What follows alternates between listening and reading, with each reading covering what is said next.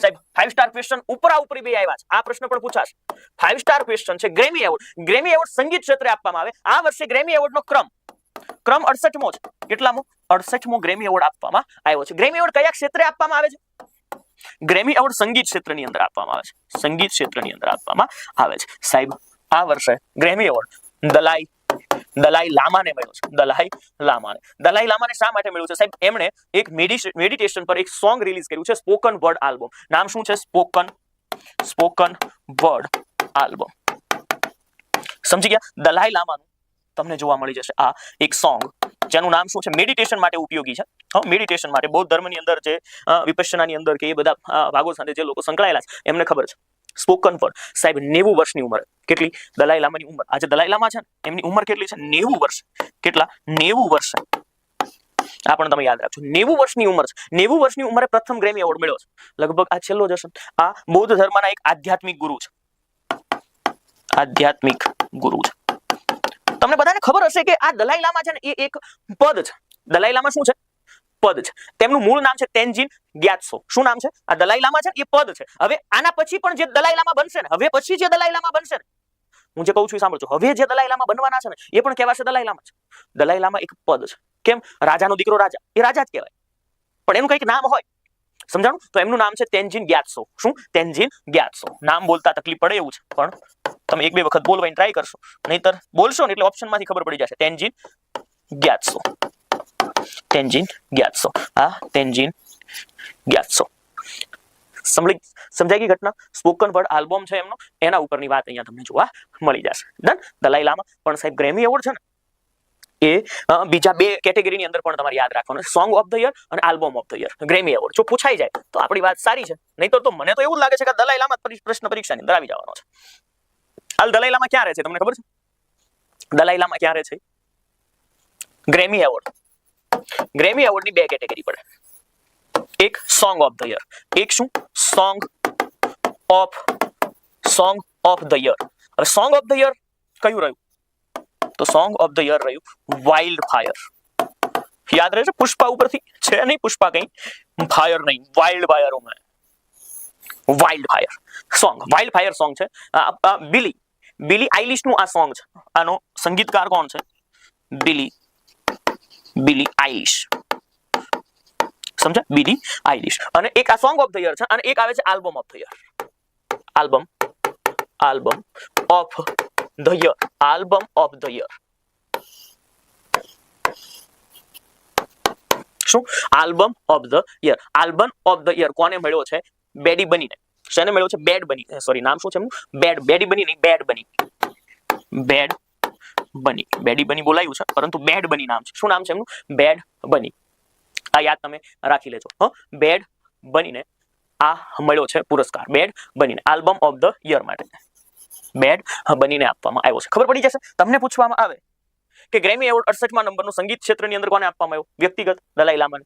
સોંગની વાત કરવામાં આવે, song of the year wild fire Billie આઇલિશને આપવામાં આવ્યો. કોને આપવામાં? બિલી આઇલિશને આપવામાં આવ્યો. બરાબર? અને ત્યારબાદ તમે અહીંયા જોશો તો આલ્બમ બેડી બનીનો આલ્બમ કયો છે? તો બેડી બનીનો આલ્બમ છે ડેબી તિરાસ. શું? ડેબી તિરાસ માસ. ડેબી તિરાસ માસ. આ આલ્બમ છે. આ શું છે? આલ્બમ છે. યાદ રહી ગયું? જી 1962 ની અંદર ક્યાં રહે છે દલાઈ લામા? દલાઈ લામા ક્યાં રહે છે? હિમાચલ પ્રદેશની અંદર એક સ્થાન આવેલું છે. એ સ્થાનનો જવાબ મારે તમારી પાસેથી જોઈએ છે કે દલાઈ લામા હાલ અત્યારે કઈ જગ્યાએ રહી રહ્યા છે. સમજી ગયા? હવે આ ઉપરાંત તમે જોવા જશો તો ભારતમાં ગ્રેમી એવોર્ડ કોને મળેલો છે? ભારતમાં ગ્રેમી એવોર્ડ ભારતીય મૂળ ભારતીય હોય બે વ્યક્તિઓ.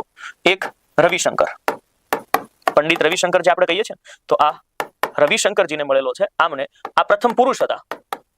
પુરુષ પ્રથમ. અને આપણે એક મહિલા યાદ રાખી લો, તન્વી શાહ. તન્વી શાહ. આ તન્વી શાહ છે ને એ પ્રથમ મહિલા હતા. પ્રથમ શું હતા? મહિલા જોવા મળ્યા છે. ડન? આ તમારે યાદ રાખી લો. જો દલાઈ લામાના આશીર્વાદ હવે ગ્રેમીના સુરમાં 90 વર્ષની વયે આધ્યાત્મિક શાંતિનો વૈશ્વિક વિજય. આધ્યાત્મિક શાંતિનો વૈશ્વિક વિજય થયો છે. આ તમે જોશો તો વિજેતા 14માં દલાઈ લામા છે. વિજેતા કોણ? દલાઈ લામા. પણ એનો ક્રમ કેટલામો? ભીમદેવ પહેલો, બીજો, આવી રીતે આવે ને એ રીતે 14મા નંબરના દલાઈ લામા છે. ઉંમર એમની 90 વર્ષ છે. એવોર્ડ 68મો ગ્રેમી એવોર્ડ છે. મેડિટેશન, સ્પોકન વર્ડ સોંગ કયું છે? Spoken word. આ સોંગ છે. આ ઘટના આધ્યાત્મિક અને પશ્ચિમી મનોરંજન જગતના અનોખા સંગમનું પ્રતીક છે. વૈશ્વિક સ્તરે સોફ્ટ પાવર તરીકે ભારત તિબ્બતનો આધ્યાત્મિક વારસા કેટલો મજબૂત છે આ દર્શાવી રહ્યું છે.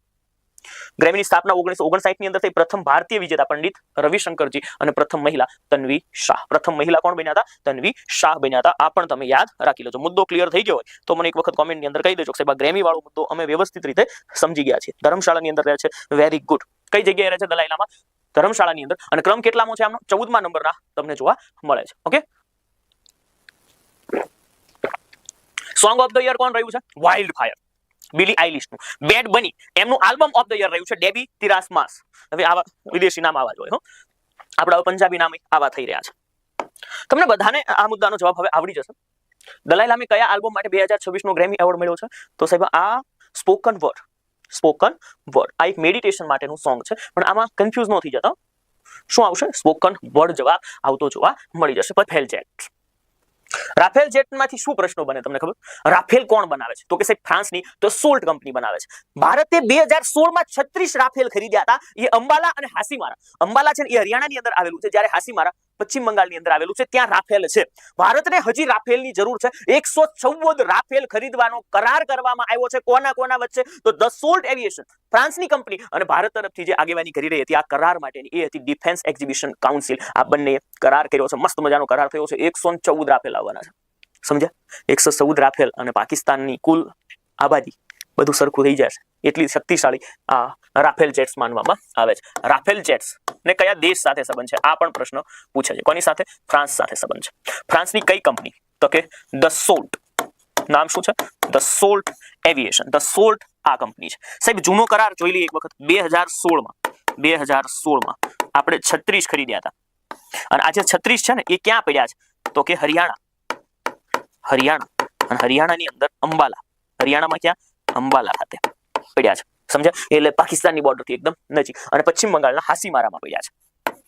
તો આ તો વાત થઈ છે એની. પશ્ચિમ બંગાળ અને પશ્ચિમ બંગાળમાં ક્યાં પડ્યા છે? હાસીમારા ખાતે પડ્યા છે. તો આ તો વાત શેની થઈ? રાફેલ જૂના. નવા કેટલા? સાહેબ કરાર કેટલાનો કરવામાં આવ્યો? નવો કરાર 114 નો થઈ રહ્યો છે. મારા અને તમારા પૈસા સાહેબ આપણે બજેટની અંદર જોયું છે કે સંરક્ષણ પાછળ ભારત સરકાર સૌથી વધારે ખર્ચો કરવાની છે. ક્યાં?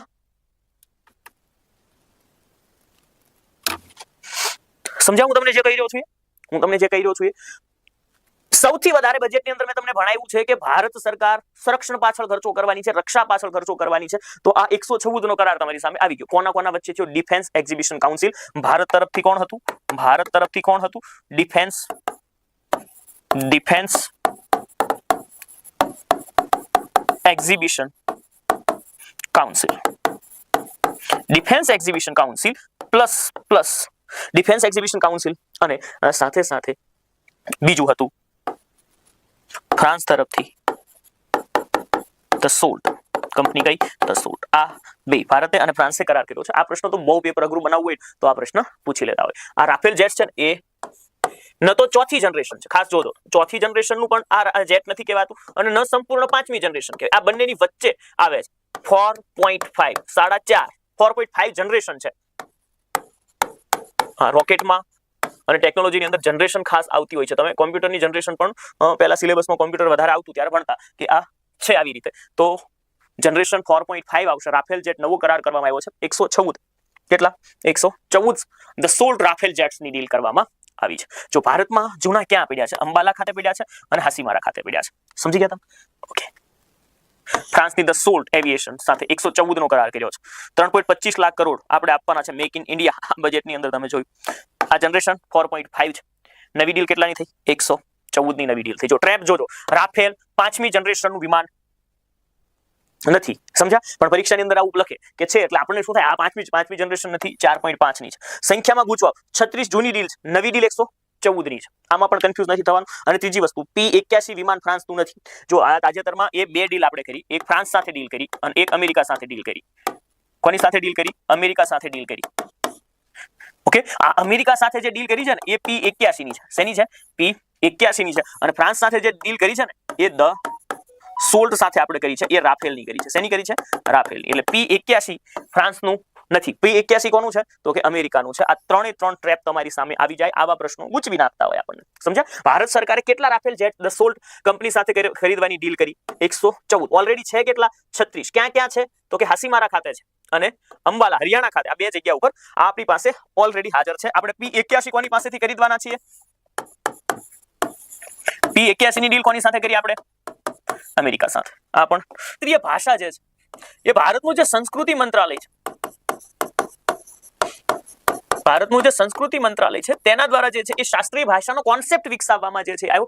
શાસ્ત્રીય ભાષા જે છે તેની શરૂઆત, શાસ્ત્રીય ભાષાઓની શરૂઆત 2004 માં થઈ અને આ અનુસાર પ્રથમ શાસ્ત્રીય ભાષા તમિલ હતી અને તમિલના શાસ્ત્રીય ભાષાનો દરજ્જો જે છે 2004 માં મળ્યો. ક્લિયર? આટલું જે છે એ સમજ્યા તમે? હવે જો 2024 પહેલા 6 શાસ્ત્રીય ભાષાઓ હતી. કેટલી? 6 હતી. પછી 5 ઉમેરાઈ એટલે હવે 11 શાસ્ત્રીય ભાષાઓ થઈ. શાસ્ત્રીય ભાષાઓ કેટલી થઈ ગઈ છે? 11. તમને પ્રશ્ન પૂછવામાં આવે સીધો GS માં કે હાલ શાસ્ત્રીય ભાષાઓ કેટલી છે? 12મી ન બને ત્યાં સુધી 11 જે છે એ તમારી શાસ્ત્રીય ભાષા માનવાની રહેશે. હવે 6 કઈ કઈ હતી? તો 6 કઈ કઈ હતી એનો જે છે હું તમને આંકડો આપું છું. તમિલ, ત્યારબાદ સંસ્કૃત, તમિલ, તેલુગુ, મલયાલમ,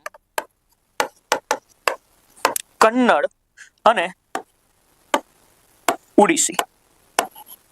આ જે છે એ 6 ભાષાઓ જે છે એ હતી. અહીંયા જોશો તો 6 ભાષા જે છે થઈ. 5 નવી કઈ બની? 5 નવી ભાષાઓ જે એડ થઈ 2024 માં. છેલ્લે ક્યારે એડ થઈ? 2024 માં 5 ભાષાઓ જે છે એ એડ થઈ અને આ 5 ભાષાઓ કઈ કઈ? તો કે પ્રાકૃત, પાલી, બંગાળી,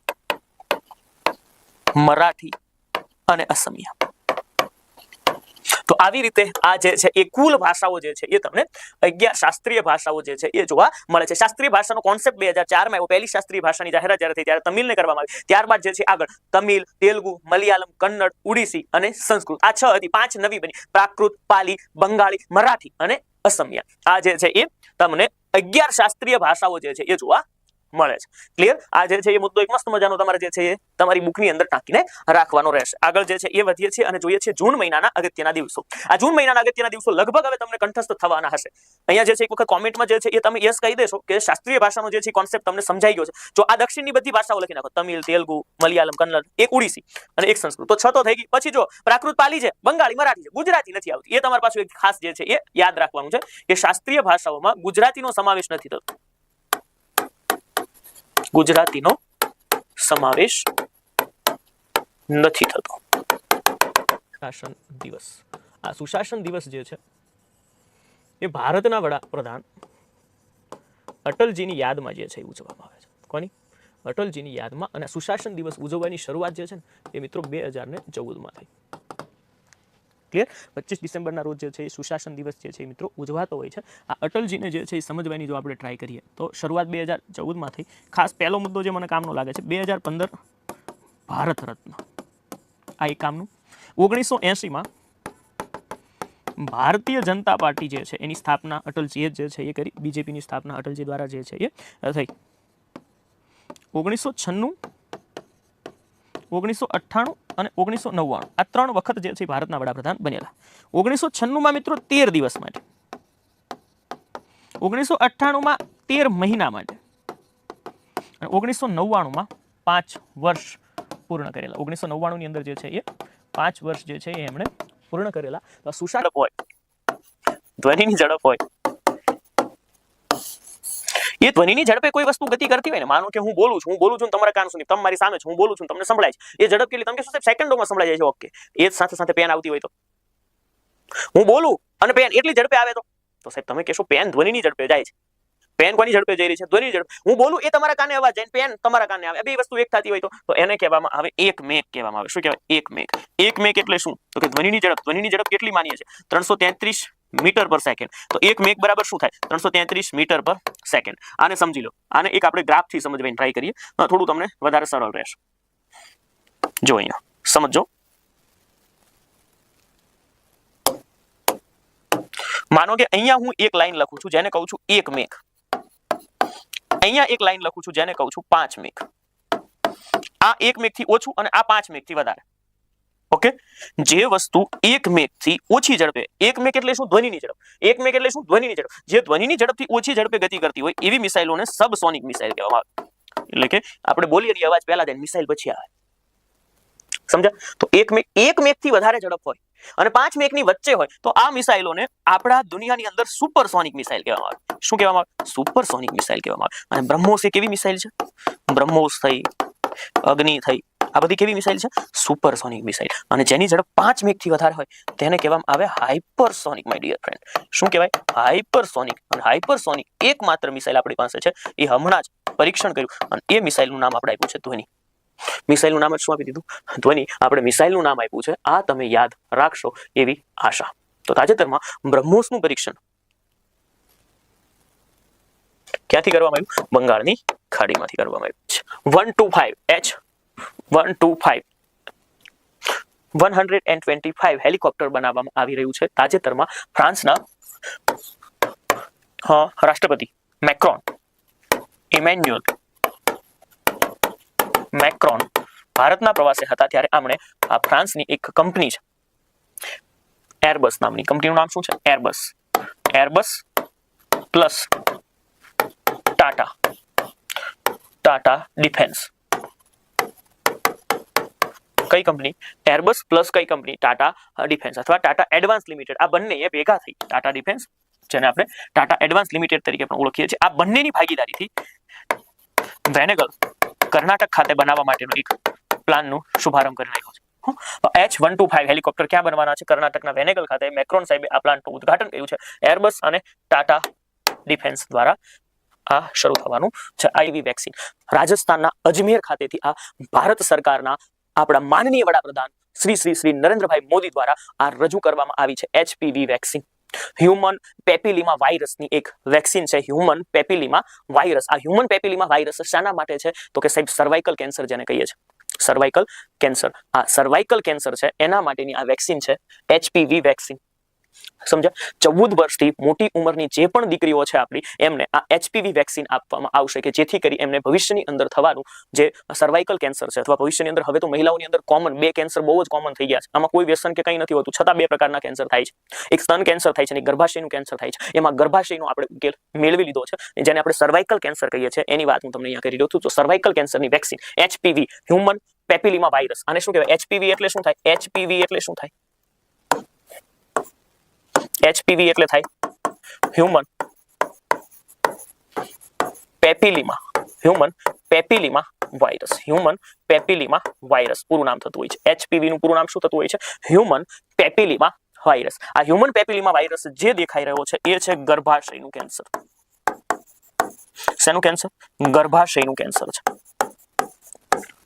આ ગર્ભાશયનું કેન્સર છે. આના માટેની વેક્સિન HPV વેક્સિન, આ વાયરસને ટાર્ગેટ કરવા માટેની જે વેક્સિન છે તેની વાત હું કરી રહ્યો છું. આ HPV વેક્સિન અજમેર રાજસ્થાન ખાતેથી લોન્ચ કરવામાં આવી છે. અજમેર રાજસ્થાન ખાતેથી લોન્ચ કરવામાં આવી છે. હ્યુમન પેપિલિમા વાયરસ ગર્ભાશયનું કેન્સર માટેની આ વાયરસ છે. આ વાયરસ માટેની વેક્સિન છે. આને લોન્ચ કોણે કરી છે? તો કે સાહેબ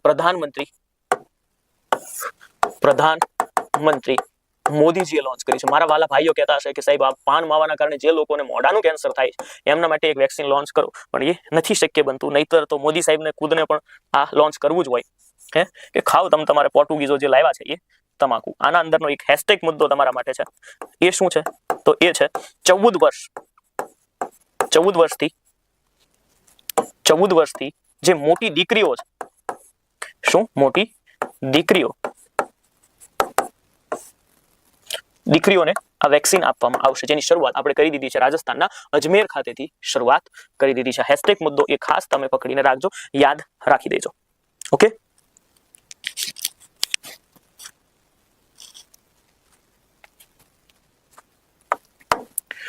તો આ HPV વેક્સિન છે અજમેર રાજસ્થાન ખાતેથી 14 વર્ષથી મોટી ઉંમરના. અહીંયા છે ને એ ડોક્ટર જીતેન્દ્રસિંહજી નહીં આવે, નરેન્દ્રભાઈ મોદી સાહેબજી દ્વારા આનું ઉદ્ઘાટન કરવામાં આવ્યું છે. પણ સાથે જીતેન્દ્રસિંહ હતા ખરા, ઓકે, આ તમારા માટે મેં કન્ટેન્ટ અહીંયા મૂકી દીધું છે, તમે જોઈ લેશો. તો તાજેતરમાં લોન્ચ થયેલી એસપીવી કયા રોગના નિવારણ માટે અને તે કયા વર્ષથી મોટી ઉંમરની કિશોરીઓ માટે ખાસ જોવા મળશે? તો કે ગર્ભાશયનું જેમને કેન્સર હોય એમના માટેની આ વેક્સિન છે અને 14 વર્ષ આ ઉંમર તમને ખાસ પૂછાશે.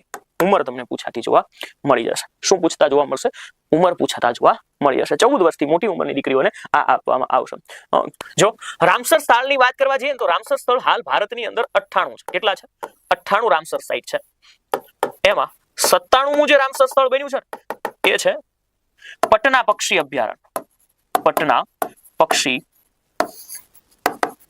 અભયારણ્ય આ 97મું બન્યું છે પટના પક્ષી અભયારણ્ય. પણ ઇન્તુ કિંતુ પરંતુ તમારે યાદ એ રાખી લેવાનું છે કે આ ઉત્તર પ્રદેશની અંદર આવેલું છે. ઉત્તર પ્રદેશના એટા ખાતે.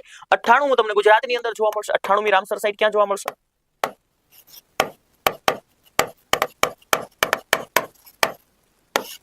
અઠ્ઠાણુંમી રામસર સાઇટ ક્યાં તમને જોવા મળી જશે? તો કે 98મી રામસર સાઇટ જોવા મળવાની છે તમને સારીઢંઢ ખાતે. ક્યાં? સારીઢંઢ. અને આ સારીઢંઢ ક્યાં આવેલું છે? તો કે સારીઢંઢ આવેલું છે કચ્છ, ગુજરાતની અંદર. ઓકે, આ 98 રામસર સ્થળની વાત થઈ. હવે આપણે જોઈએ છે 2 ફેબ્રુઆરી 1971 ના રોજ ઈરાનના રામસર ખાતે, ઈરાનના કયા શહેર ખાતે? રામસર ખાતે. ઈરાનના રામસર ખાતે એક સંમેલનનું આયોજન થયું જેને વિશ્વ આદ્રભૂમિ સંમેલન તરીકે ઓળખીએ છીએ. આદ્રભૂમિ રામસર કોન્વેન્શન પણ કહેવામાં આવે છે. 2 ફેબ્રુઆરી 1971 ના રોજ જે ભરાયું એને શું કહીએ છીએ? રામસર સંમેલન તરીકે આપણે શહેરના નામ પરથી જ ઓળખીએ છીએ. રામસર સંમેલન 2 ફેબ્રુઆરી 1971 ના રોજ ઈરાનના રામસર ખાતે આ બેઠક ભરાય. એ જે દિવસે બેઠક ભરાય એ દિવસને જ 2 ફેબ્રુઆરી 1971 માં આ 2 ફેબ્રુઆરીને જ વિશ્વ આદ્રભૂમિ દિવસ, વિશ્વ આદ્રભૂમિ દિવસ તરીકે આપણે ઉજવવાનું શરૂ કર્યું. કઈ તારીખે? 2 ફેબ્રુઆરીને આપણે દર વર્ષે શું ઉજવીએ છીએ? વિશ્વ વેટલેન્ડ દિવસ તરીકે ઓળખીએ છીએ. આટલું તમને ખબર પડી ગઈ. આ સંમેલનનો અમલ આજે ભરાયું હતું એ 1971 માં. પણ આના જે નિયમો હતા એ બધું અમલ ક્યારે થયો? અમલ થયો 1975 માં. કયા વર્ષે અમલ થયો? 1975 ની અંદર અમલ થયો. આ ટોપિક તમારા માટે સંપૂર્ણ રીતે હું ભણાવવાની ટ્રાય કરીશ. ઓકે, કોબાર્ક પોન્ડ એ પહેલી રામસર સાઇટ હતી વિશ્વની, ઓસ્ટ્રેલિયામાં બની.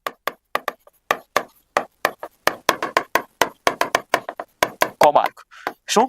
કોબાર વેટલેન્ડ્સ આપણે ઓળખીએ છીએ. કોબાર્ક એ ક્યાં આવ્યું છે? ઓસ્ટ્રેલિયાની અંદર. આની ખાસિયત શું છે? આ પ્રથમ હતી, પ્રથમ રામસર સાઇટ હતી. આ પ્રથમ રામસર સાઇટની આપણે વાત કરી દીધી. હવે જોઈએ છે સૌથી વધારે ક્યાં આવી? સૌથી વધારે તમને જોવા મળશે યુકે, યુનાઇટેડ કિંગડમની અંદર 175 રામસર સાઇટ આવી છે. સૌથી વધારે ક્યાં જોવા મળી જશે તમને? સૌથી વધારે યુકે ની અંદર જોવા મળશે 175, 175 રામસર સાઇટ આવી. પછી વાત આવે છે સાહેબ આપણે અલગથી કરવી જે પડે એ ભારત. ભારતે 1982 માં આને અમલમાં લાવ્યું. ભારતે સ્વીકાર ક્યારે કર્યો? આ રામસર કોન્વેન્શનનો સ્વીકાર ક્યારે કર્યો? 1982 ની અંદર સ્વીકાર કર્યો. ત્યારે સ્વીકાર આપણે કર્યો કે જ્યારે ભારતની 2 રામસર સાઇટને 1981 માં સ્થાન આપી દીધું. એક તો ચિલ્કા સરોવર આ પ્રથમ હતી. ચિલ્કા 1981 ની અંદર બની અને સાથે કેવલાદેવ પણ ક્યારે બની? 1981 ની અંદર. આ ક્યાં આવ્યું છે? તો કે ઓડિશાની અંદર. અને આ ક્યાં આવ્યું છે? કેવલાદેવ ક્યાં આવ્યું છે? કેવલાદેવ તમને જોવા મળી જશે રાજસ્થાનની અંદર. આ તમને ખબર પડી ગઈ. છેલ્લી 2 મેં તમને લખાવી છે. હવે આપણો મહત્વનો મુદ્દો થાય છે સૌથી વધારે ક્યાં છે? સૌથી વધારે રામસર સાઇટ ભારતમાં ક્યાં આવી છે? સૌથી વધારે તમિલનાડુમાં છે. આ પ્રથમ ક્રમ ઉપર છે અને બીજા ક્રમ પર છે ઉત્તર પ્રદેશ. બીજા ક્રમ પર કોણ આવી ગયું છે? ઉત્તર પ્રદેશ આવી ગયું છે. ગુજરાતમાં 4 હતી, સારીઢંઢ 1 બની. એટલે હવે 5 રામસર સાઇટ ક્યાં છે? ગુજરાતમાં. હવે પ્રશ્ન થાય સાહેબ આ 5 ને મારે લખવી છે તો લખી લો. સૌથી પહેલી આવશે નળ સરોવર, પછી આવશે થોળ પક્ષી અભયારણ્ય. ઓકે, થોળ પક્ષી અભયારણ્ય. ત્યારબાદ ત્રીજા ક્રમે તમને જોવા મળી જશે વઢવાણા વેટલેન્ડ્સ. કઈ? વઢવાણા વડોદરાની અંદર આવી છે. ચોથા નંબર પર તમને જોવા મળશે ખીજડીયા પક્ષી અભયારણ્ય. ખીજડીયા પક્ષી અભયારણ્ય. અને હવે અત્યારે બની છે કઈ? સારીઢંઢ. ઓકે, આ નળ સરોવર ક્યાં આવ્યું? તો કે અમદાવાદ પ્લસ સુરેન્દ્રનગર. પછી થોળ પક્ષી અભયારણ્ય ક્યાં આવેલું છે? થોળ પક્ષી અભયારણ્ય ક્યાં આવ્યું છે? તો થોળ પક્ષી અભયારણ્ય તમને જોવા મળી જશે મહેસાણાની અંદર. વઢવાણા વેટલેન્ડ્સ ક્યાં આવ્યું છે? વઢવાણા આવ્યું છે વડોદરાની અંદર. અને તમને જોવા મળી જશે ખીજડીયા આવ્યું છે જામનગરમાં. ક્યાં આવી ગયું છે? જામનગરની અંદર. સારીઢંઢ ક્યાં આવ્યું છે? જે નવું બન્યું છે એ આવ્યું છે કચ્છની અંદર. મજા આ વખતે જે ગુજરાતનું બજેટ હતું એનું કદ કેટલું છે? ગુજરાતનું બજેટ કેટલું છે, કેવડું છે? તો એના માટે આ તમારી સામે એક આંકડો લખી રહ્યો છું. વિશ્વસનીય ગુજરાતનું બજેટ આવ્યું છે. અવિશ્વસનીય તો નહીં કહું. વિશ્વસનીય બજેટ છે ગુજરાત બજેટ. જો હું જે યાદ રખાવું છું ને એટલું ગુજરાતનું બજેટ છે. હું જેટલું યાદ રખાવું છું એના બહાર કઈ ન જઈ શકે એટલી વાત ખાસ યાદ રાખી લેજો. ખાસ કરીને 4,08,053 કરોડ આ આંકડો યાદ રાખજો. 4,08,053 કરોડ આપણું આ બજેટ છે. સાહેબ આ આંકડામાંથી કોઈ પ્રશ્ન પૂછે તો કે હા, પહેલી વખત 4 લાખ કરોડ પાર છે. પ્રથમ વખત 4 લાખ કરોડ, પહેલી વખત 4 લાખ કરોડ ને પાર આ બજેટ ગયું છે પહેલી વખત. સાહેબ ત્યારબાદ બીજી વસ્તુ કે આપણી મહેસૂલી ખાધ નથી. ગુજરાત બજેટ ખાધમાં નથી હોતું, હંમેશા સરપ્લસ હોય છે, એટલે મહેસૂલી પુરાંત છે. મહેસૂલી પુરાંત વાળું બજેટ આપણે રજૂ કર્યું છે. હવે મહેસૂલી પુરાંત એટલે શું? તમારી આવક માનો કે 100 રૂપિયા હોય. તમારી આવક કેટલી હોય? 100 રૂપિયા હોય અને તમે ખર્ચો 86 રૂપિયાનો ખર્ચો કરતા હો. કેટલા? 86 રૂપિયાનો ખર્ચો કરતા હો તો 14 રૂપિયા એ શું થયા? તમારા સરપ્લસ થયા, એટલે પુરાંત થઈ. 14 રૂપિયા તમારા વધ્યા. તો આપણી મહેસૂલી પુરાંત કેટલી છે? 25,586. 25,586 કરોડની પુરાંત. એટલે આપણે દર વર્ષે સરપ્લસમાં જ હોઈએ છીએ અને આ વખતે પણ સરપ્લસ મહેસૂલી પુરાંત છે. મહેસૂલી ખાધ નથી. કેન્દ્રીય બજેટ ખાધ વાળું હોય છે. મોટા ભાગના રાજ્યોનું બજેટ પણ સાહેબ ખાધ વાળું જોવા મળે છે. મોટા ભાગના રાજ્યોનું. જ્યારે ગુજરાતનું બજેટ તમને જોવા મળશે મહેસૂલી પુરાંત વાળું. કેવું? મહેસૂલી પુરાંત વાળું. સાહેબ એક મુદ્દો બીજો, આપણી જે આવક છે ને માથાદીઠ આવક એ 3,01,000 રજૂ કરવામાં આવી છે. કેટલી કીધી છે? 3,01,000. હમણાં આપણે બધું જોઈએ છે કોણે બજેટ રજૂ કર્યું, પણ આ ચાર આંકડાઓ ખૂબ કામના. કુલ બજેટનું કદ કેટલું?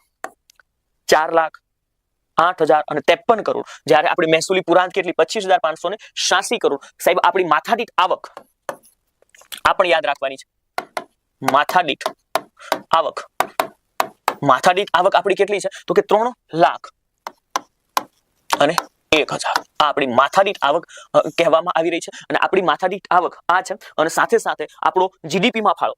આ ચાર આંકડાઓ મને એવું લાગે છે પરીક્ષાની અંદર તમારા માટે ખૂબ કામના. જીડીપી ની અંદર આપણો ફાળો ભારતનો 8.2%. જીડીપી માં ફાળો, જીડીપી ની અંદર ફાળો 8.2%. જીડીપી માં ફાળો 8.2% રહેલો છે. સમજી ગયા? ગુજરાત બજેટ આ તમારો આંકડો થયો. આપણું બજેટ કેવું છે? પુરાંત વાળું બજેટ છે. એ પણ યાદ રાખી લેવાનું છે. અમુક વસ્તુઓ આપણે ખાસ વખત જોઈએ છે.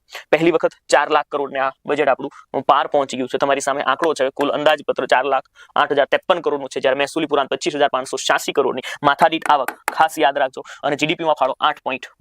8.2% જીડીપી ની અંદર આપણો ખાસ કરીને ફાળો જોવા મળે છે. હવે બીજી વસ્તુ અહીંયાથી આપણે આગળ જઈએ છીએ કે સાહેબ આપણે જે બજેટ રજૂ કર્યું છે, સાંભળજો, આપણે જે બજેટ રજૂ કર્યું છે તેમાં સૌથી વધારે ખર્ચ આ એક ખાસ જોજો. કયા ક્ષેત્રમાં સૌથી વધારે ફાળવણી કરી છે? શિક્ષણ પાછળ. આમ જોવા જઈએ તો બહુ સારી બાબત છે. કેન્દ્રીય બજેટમાં તમે જોવા જાવ તો શિક્ષણ પાછળ એટલા બધા પૈસા ખર્ચવામાં નથી આવ્યા. મેં ભણાવ્યું છે, તમે જોજો. પણ ગુજરાત બજેટમાં સૌથી વધારે 63,184 કરોડ. 63,184 કરોડ. આંકડો કામનો નથી પણ તમને ખબર હોવી જોઈએ કેટલા? 63,184 કરોડ.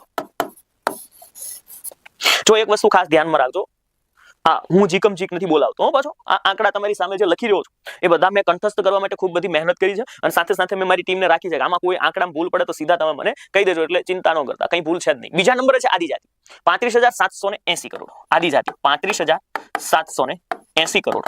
કોના માટે છે? આદિજાતિ જનજાતિ જે કહીએ છીએ આદિજાતિ બીજા નંબર ઉપર છે. પહેલા નંબર પર કોણ છે? શિક્ષણ છે. બીજા નંબર પર કોણ છે? આદિજાતિ છે. અને ત્રીજા નંબર પર તમને દેખાશે શહેરી વિકાસ, 33,504. આમાંથી એક જ આંકડો યાદ રાખવાનો, 33,504 કરોડ રૂપિયા શહેરી. શેના માટે? શહેરી વિકાસ પાછળ આપણે ખર્ચ કર્યા છે. પહેલી વાત તો તમે છે ને શિક્ષણ આદિજાતિને મળવું જોઈએ અને શહેરમાં મળવું જોઈએ. 3 ક્રમ તમને આવી રીતે યાદ રહી જશે. સૌથી વધારે ખર્ચો આપણે ક્યાં કર્યો છે? શિક્ષણ પાછળ. બીજા નંબરે આદિજાતિ, ત્રીજા નંબરે શહેરી વિકાસ. ત્રીજા નંબરે કોણ? શહેરી વિકાસ. સૌથી વધારે આ એક આંકડો જો યાદ રહી જાય તો કઈ વાંધો નથી. ન યાદ રહે તો તમારે એવું તો યાદ રાખી લેવાનું છે કે 60,000 કરોડ થી પણ વધારે ખર્ચો કર્યો છે. 63,184 યાદ રહી જાય તો બહુ સારી બાબત છે. ન યાદ રહે તો પણ ચિંતા કરવાની નથી. આપણા બજેટનું કદ જો તમે જોવા જશો તો 4,08,053 કરોડ આ આપણું બજેટનું કદ છે. એકનો એક આંકડો એટલી બધી વાર બોલીશ, મગજમાં છપાઈ જવાનું છે. બજેટમાંથી જે પણ પૂછાશે એ આવડી જવાનું છે. 4 લાખ કરોડ ને પાર. સાહેબ ગયા વર્ષની સરખામણી હમણાં હું કરું છું. ગયા વર્ષથી જો આપણે જોવા જઈએ તો ગયા વર્ષે 3,70,000 કરોડ જેવો 3,70,000 કરોડ જેવું આપણે બજેટ બનાવ્યું હતું. આ વર્ષે 4,08,000 કરોડ જેટલું આપણે બજેટ બનાવ્યું છે. તો એ ગયા વખતે 10.2% જેટલું શું છે વધારે છે. વૃદ્ધિ કેટલી? 10.2%. ખાસ નોંધવા જેવી. ટેક્સ દરમાં શું ફેરફાર કર્યો? કોઈ નવો ટેક્સ નથી, કોઈ નવો ટેક્સ નથી. જે છે તે બરાબર ગુજરાતની અંદર બધું બરાબર ચાલી રહ્યું છે, એટલે કંઈ ચિંતા કરવા જેવું લાગતું નથી. ખાસ એ યાદ રાખવાનું છે, પહેલી વખત 4 લાખ કરોડને પાર ગયું છે. વૃદ્ધિ 10.2%ની થઈ છે. કોઈ નવો ટેક્સ લગાડવામાં નથી આવ્યો. શિક્ષણ બીજા નંબરે, આદિજાતિ, અને ત્રીજા નંબરે શહેરી વિકાસ. પછી માર્ગ પરિવહન એ બધું છે, પણ આપણને 3 યાદ રહી જાય તો ઘણી વસ્તુ થઈ ગઈ. સમજ્યા? 3 વસ્તુ યાદ રહી ગઈ એટલે આપણા માટે આ બહુ મોટી વસ્તુ છે. સૌથી રાતનો પ્રશ્ન છે, પ્રશ્ન પરીક્ષાની અંદર પૂછાઈ જાય એવો પ્રશ્ન છે. તમે જોજો, CBDC બેઝડ PDS સિસ્ટમ. હવે પબ્લિક ડિસ્ટ્રીબ્યુશન સિસ્ટમ છે PDS. આપણે કેમ પેલા રાશનની દુકાન હોય એ પબ્લિક ડિસ્ટ્રીબ્યુશન સિસ્ટમ કહેવાય PDS. હવે આ છે ને એ સેન્ટ્રલ બેંક ડિજિટલ કરન્સી. આનું પૂરું નામ શું થશે? જો પહેલા તો આ થોડું સમજો, CBDC, કેમ કે આવા પૂરા નામ પૂછાઈ જશે. જે વસ્તુ ગુજરાતમાં શરૂ થતી હોય એનું બધું જ જોઈ લેવાનું. સેન્ટ્રલ બેંક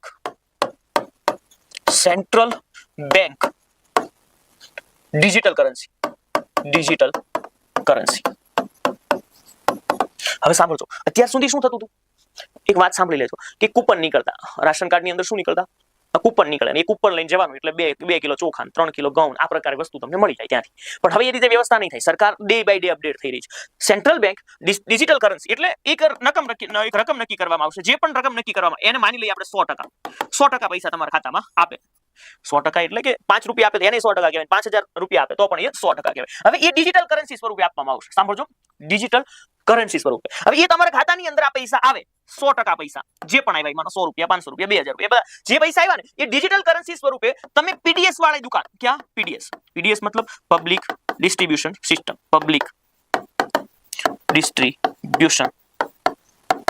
આ દુકાન પર જઈ અને તમે એ પૈસાને કપાવી શકશો. માનો તમારે ચોખા જોતા છે તો એ તમને કહેશે કે તમારી પાસે જે કરન્સી તમારા ખાતામાં આવી છે એ પૈસા આ સ્કેન કરી અને સીધા ભારત સરકારને પાછા કરી દો. એ ડિજિટલ કરન્સી છે. તમે કરિયાણા વાળાની દુકાને જઈ અને એ પૈસા તમારા ખાતામાં આવે ને એમ જ તમે ચોખા નહીં લઈ શકો. હા, તમે નહીં લેવા જાવ તો એ કરન્સી તમારા ખાતાની અંદર જમા થઈ જશે. સમજાણું? પણ તમે એ કરન્સીનો ઉપયોગ ક્યાં કરી શકશો? તો કે સાહેબ PDS વાળી દુકાનો, કે જ્યાં આપણે રાશન લઈએ છીએ, જેને આપણે શું કહીએ છીએ? સસ્તા અનાજની દુકાન. રાશન માટે આપણે ઉપયોગ કરીએ છીએ. સમજાણી આખી ઘટના? તો આવું શરૂ કર્યું છે. હવે પ્રશ્ન એ છે કે સાહેબ આ CBDC central public distribution currency એ શરૂ ક્યાં? આખી ઘટના તમે સમજી ગયા હોય તો આને થોડું સાઈડમાં મૂકી દઉં છું, જેથી કરીને કંઈક તમને બીજું લખીને સમજાવી શકું.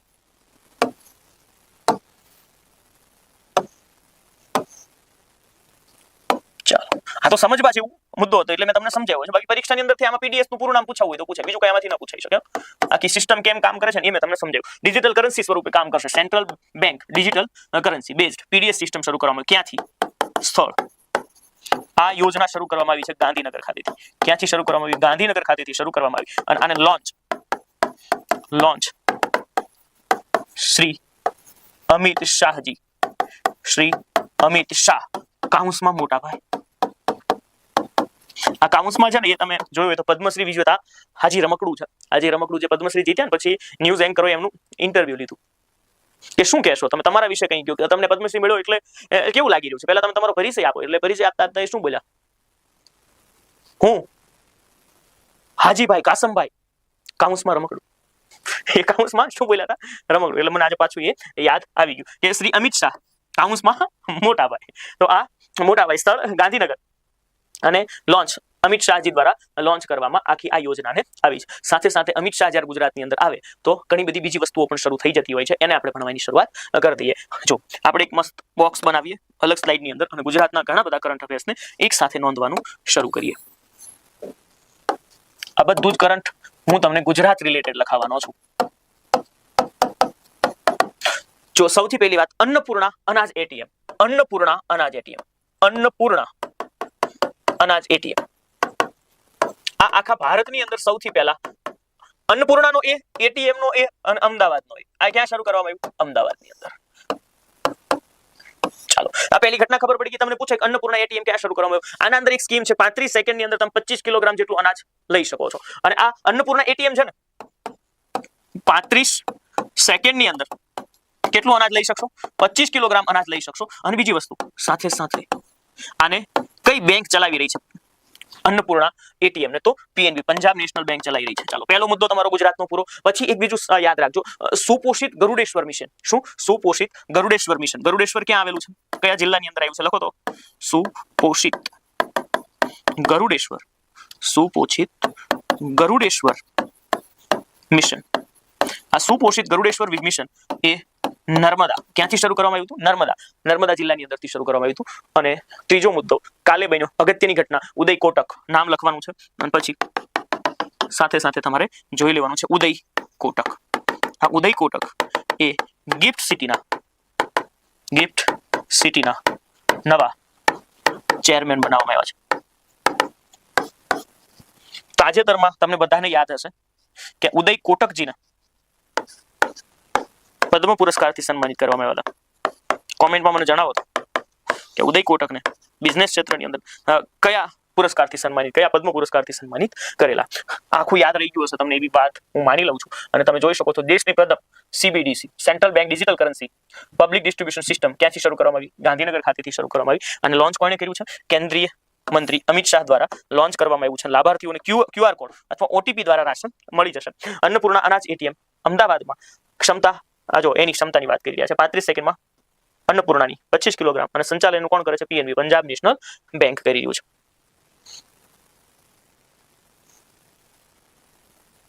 જી પદ્મભૂષણ એ સાચું છે.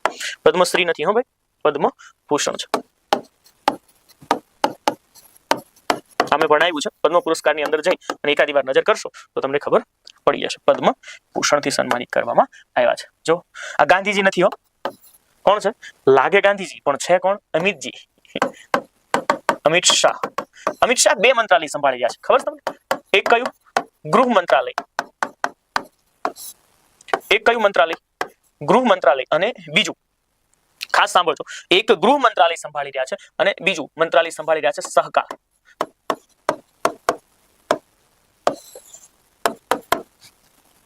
PM મોદીએ નથી કર્યું, અમિત શાહે આનું ઉદ્ઘાટન કર્યું છે. એટીએમ નું સંચાલન, અન્નપૂર્ણા એટીએમ નું સંચાલન SBI ની PNB કરે છે. અન્નપૂર્ણાની વાત થઈ રહી છે. અમિત શાહ દ્વારા ભારતની પ્રથમ CBDC central bank digital currency આધારિત PDS સિસ્ટમ કયા શહેરમાં લોન્ચ કરવામાં આવી? તો ક્યાં લોન્ચ કરવામાં આવી? ગાંધીનગરની અંદર લોન્ચ કરવામાં આવી છે. વુમન પ્રીમિયર લીગ, મહિલાઓ, દીકરીઓ ખૂબ જીતી રહી છે. દીકરીઓ ખૂબ જીતી રહી છે. આ દીકરીઓની અંદર બેંગ્લોરની ટીમ જીતી ગઈ છે. ચોથી ટુર્નામેન્ટ અને 2 વખત વિજેતા છે. વુમન પ્રીમિયર લીગની ફાઇનલ. આ ફાઇનલમાંથી 2 પ્રશ્ન. એક તો તમને એવું પૂછી શકે કોના વચ્ચે રમાય? તો કે સાહેબ કોના વચ્ચે રમાય? તો કે RCB royal Challenger Bangalore. RCB versus DC. DC મતલબ દિલ્હી કેપિટલ. RCB એટલે રોયલ ચેલેન્જર બેંગ્લોર, DC મતલબ દિલ્હી કેપિટલ. અને ફાઇનલ રમાય ક્યાં? તો ફાઇનલ રમાય વડોદરાની અંદર. ક્યાં રમાય? વડોદરાની અંદર તમને રમાતી જોવા મળે. RCB અને દિલ્હી બંને વચ્ચે ફાઇનલ રમાય. એમાં RCB એટલે કે રોયલ ચેલેન્જર બેંગ્લોરની ટીમ શું બની છે? વિજેતા બની છે. DC નો મતલબ થાય દિલ્હી કેપિટલ. દિલ્હી કેપિટલ એ શું બની છે? ઉપવિજેતા બની છે. સાહેબ નવાઈની વાત એ છે કે 4 વખત આ ચોથા નંબરની છે. 4 વખત ઉપવિજેતા. 4 વખત ફાઇનલમાં પહોંચી ઉપવિજેતા બની છે.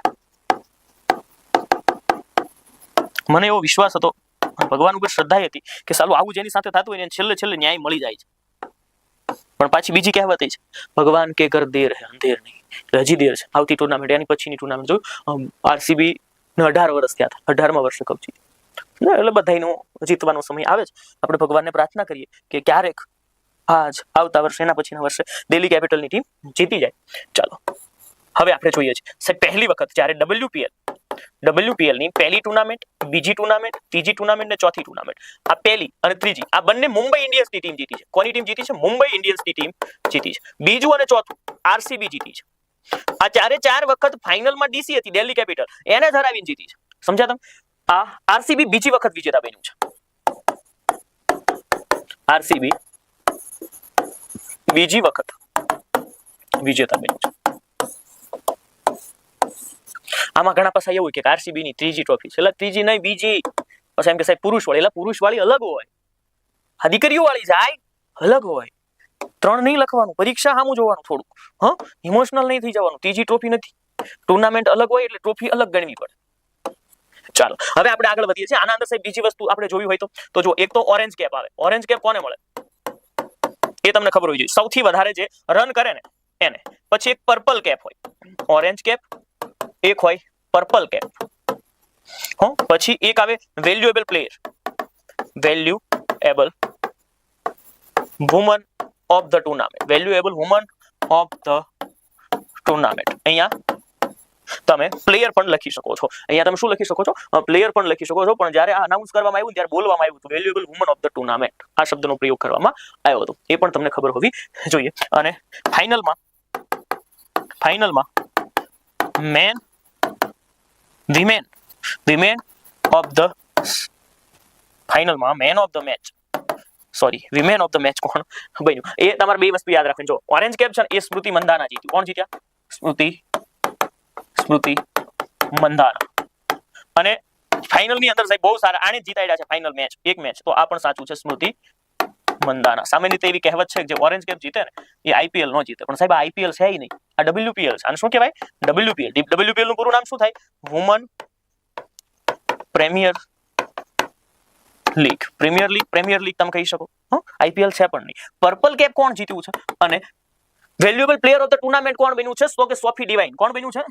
Sophie divine. આ સોફી ડિવાઇન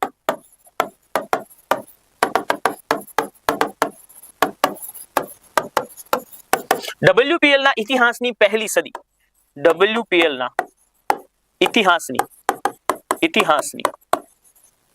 પ્રથમ સદી, આ સદી મારનાર જે મહિલા હતી એ મહિલાનું નામ છે નેટ સાઇવર બ્રન્ટ. સાહેબ WPL ની સૌથી મોંઘી ખેલાડી,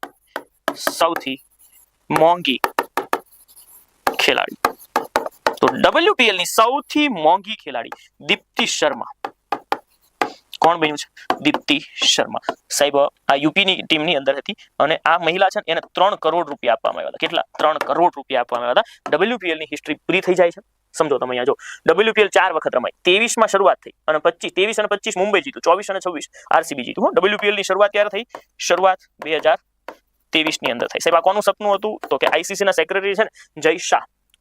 અને આ WPL છે ને એ પણ એક વસ્તુ ખાસ યાદ રાખજો. WPL બીસીસીઆઈ અંતર્ગત આવે. કોના અંતર્ગત આવે? બીસીસીઆઈ અંતર્ગત આવે. અને બીસીસીઆઈ ના ચેરમેન અથવા અધ્યક્ષ કોણ છે? તો બીસીસીઆઈ ના અધ્યક્ષ છે મિથુન મનહાસ. કોણ? મિથુન મનહાસ. આ પણ એક મગજની અંદર સાથે સાથે છાપી દેજો. વુમન્સ પ્રીમિયર લીગ 2026 માં રોયલ ચેલેન્જર્સ બેંગ્લોર આરસીબી બીજી વખત ટાઇટલ જીતી ગઈ છે. ફાઇનલ વડોદરા ખાતે રમાઈને ઓરેન્જ કેપ કોની પાસે આવી? સ્મૃતિ મંધાના પાસે આવી છે. આ આરસીબી ની ટીમ સાહેબ જીતી રહી છે. ટુર્નામેન્ટ ઉપર ટુર્નામેન્ટ જીતી રહી છે. WPL માં મોસ્ટ વેલ્યુએબલ પ્લેયર નો એવોર્ડ કોને મળ્યો? કોને મળ્યો? Sophie divine. કોને મળ્યો? Sophie divine. આ દીપ્તિ શર્મા એ મોંઘા ખેલાડી છે. મોંઘા ખેલાડી. સ્મૃતિ મંધાના ઓરેન્જ કેપ અને આરસીબી ના કેપ્ટન પણ આ જ છે. આરસીબી ના કેપ્ટન. આ મહિલા ટીમની જ વાત કરું છું. પછી શેફાલી વર્મા છે ને એ જો તમારી સામે નામ આવી જાય તો મગજમાં રાખજો કે ઓડીઆઈ વર્લ્ડ કપ ની જે ફાઇનલ હતી ને, ઓડીઆઈ વર્લ્ડ કપ ની ફાઇનલમાં મેન ઓફ ધ મેચ આ મહિલા બની હતી. મેન ઓફ ધ મેચ આ દીકરી બની હતી. એ પણ તમારા સાથે સાથે યાદ રાખવાનું છે. બજેટ મુજબ કયા વર્ષ સુધીમાં નેટ ઝીરો કાર્બન કરવાનું છે? 2070 સુધીમાં. નેટ ઝીરો ક્યાં સુધીમાં કરવાનું છે? 2070 સુધીમાં. 16મા નાણું આયોગ, 16મું નાણાં આયોગ છે ને, આ 16મા નાણાં આયોગનો અહેવાલ આપણા સંસદ દ્વારા સ્વીકારી લેવામાં આવ્યો છે. હવે જે 16મું નાણાં આયોગ છે એને હું તમને ભણાવવાની ટ્રાય કરું છું. પહેલી વસ્તુ તો એ કે આપણું જે નાણાં પંચ છે ને, નાણાં પંચ ખાસ સાંભળજો. આ નાણાં પંચ અનુચ્છેદ 280 ની અંદર આવેલું છે. આ નાણાં પંચ ક્યાં આવ્યું છે? તો કે અનુચ્છેદ 280 ની અંદર આમાં તમને માહિતી જોવા મળી જશે. અનુચ્છેદ 280 ની અંદર આના અંદર એક અધ્યક્ષ અને સાથે સાથે તમને 5 એક અધ્યક્ષ અને 4 સભ્યો કુલ કેટલા બની જશે? 5 જોવા મળી જશે. ચાલો, અધ્યક્ષ કોણ છે? આ 16મા નાણાં આયોગના 16મા નાણાં આયોગના અધ્યક્ષ કોણ છે?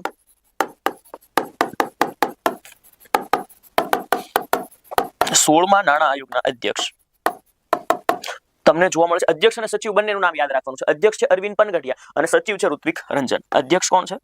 અધ્યક્ષ અરવિંદ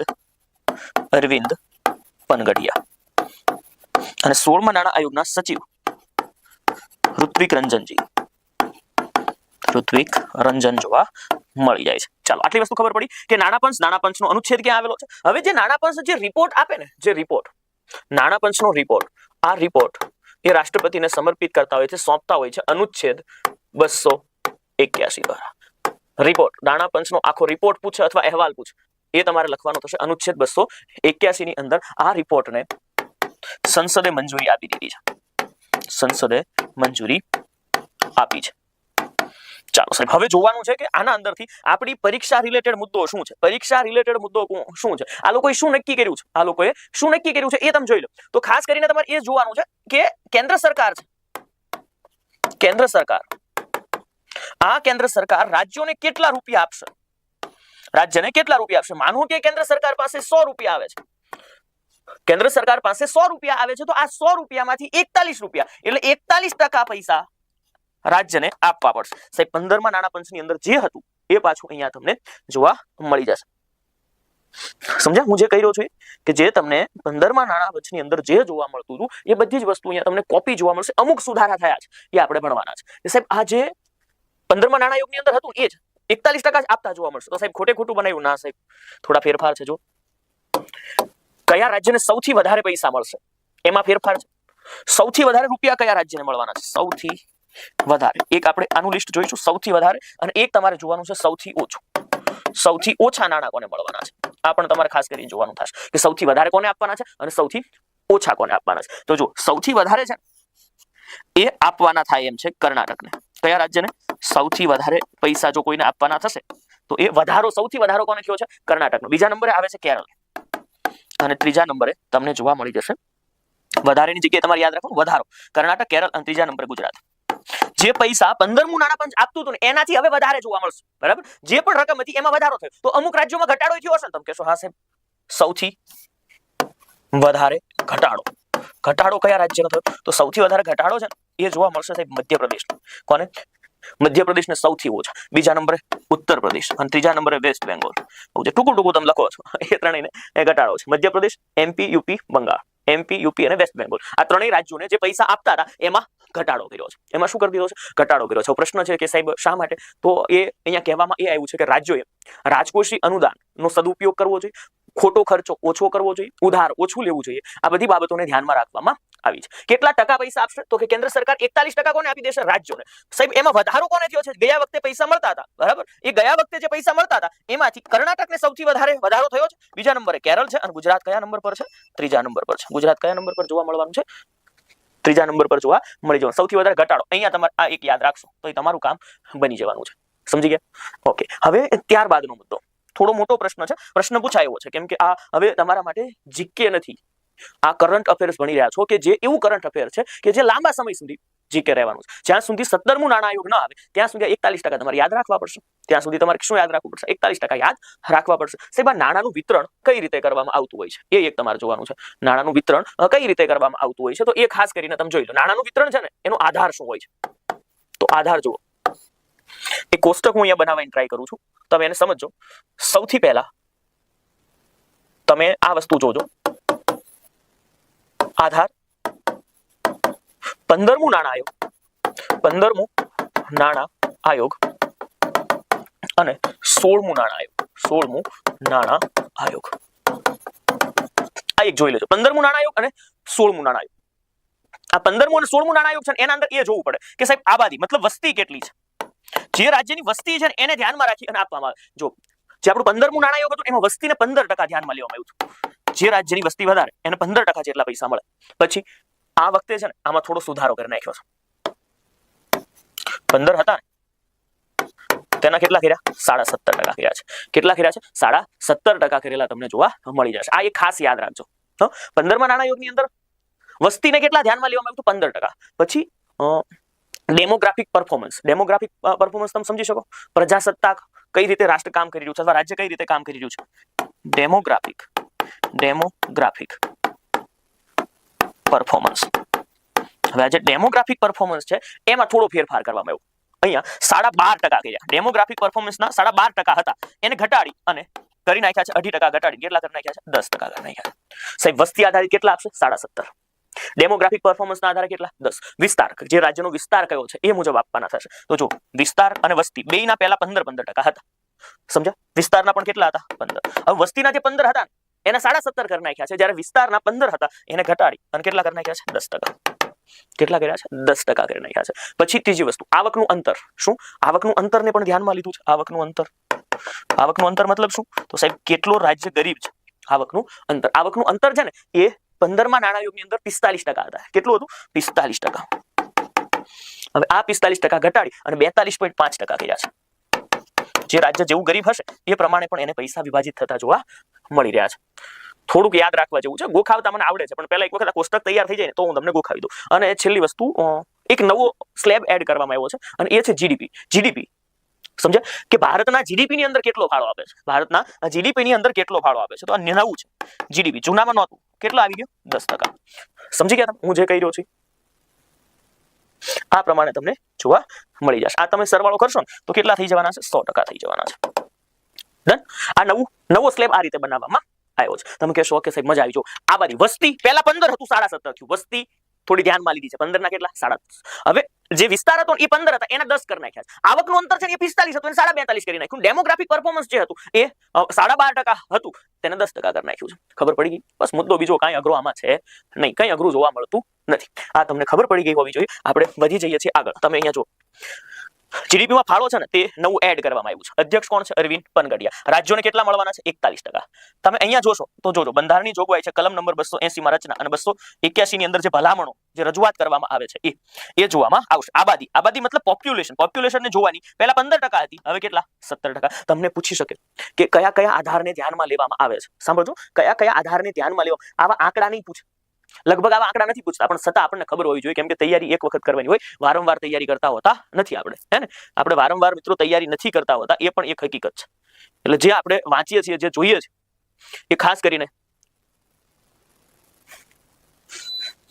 તમે અહીંયા સમજો. શું? આબાદી, ડેમોગ્રાફી, વિસ્તાર, આવકનું અંતર અને જીડીપીમાં ફાળો. આ વસ્તુને ધ્યાનમાં લેવામાં આવે. નવું શું છે? જીડીપીમાં ફાળો. નવું શું છે? જીડીપી ની અંદર ફાળો. એ તમને શું જોવા મળી રહ્યું છે? નવું જોવા મળી રહ્યું છે. ડેમોગ્રાફિક પરફોર્મન્સ 12.5 હતું, 10 કરી નાખ્યું છે. આ મુદ્દા વારંવાર તમે જોશો એટલે તમને ખબર પડી જશે. ચાલો જોઈએ. અધ્યક્ષ અરવિંદ પનગડિયા છે. તો આ પંચના સચિવ કોણ છે? ઋત્વિક રંજન પાંડે. ઋત્વિક રંજન પાંડે. જયા ઠાકુર વર્સિસ ભારત સરકાર. સાહેબ એક આપણી સુપ્રીમ કોર્ટની અંદર એક પીઆઈએલ કરવામાં આવી, જાહેર હિતની અરજી. આ મહિલાઓના સ્વાસ્થ્ય સંબંધી જાહેર હિતની અરજી હતી અને જે સુપ્રીમ કોર્ટની અંદર જે અરજી કરી જયા ઠાકુરે, ત્યાં આપણા 2 જજ બેઠા હતા, જસ્ટિસ પારડીવાલા અને જસ્ટિસ મહાદેવન.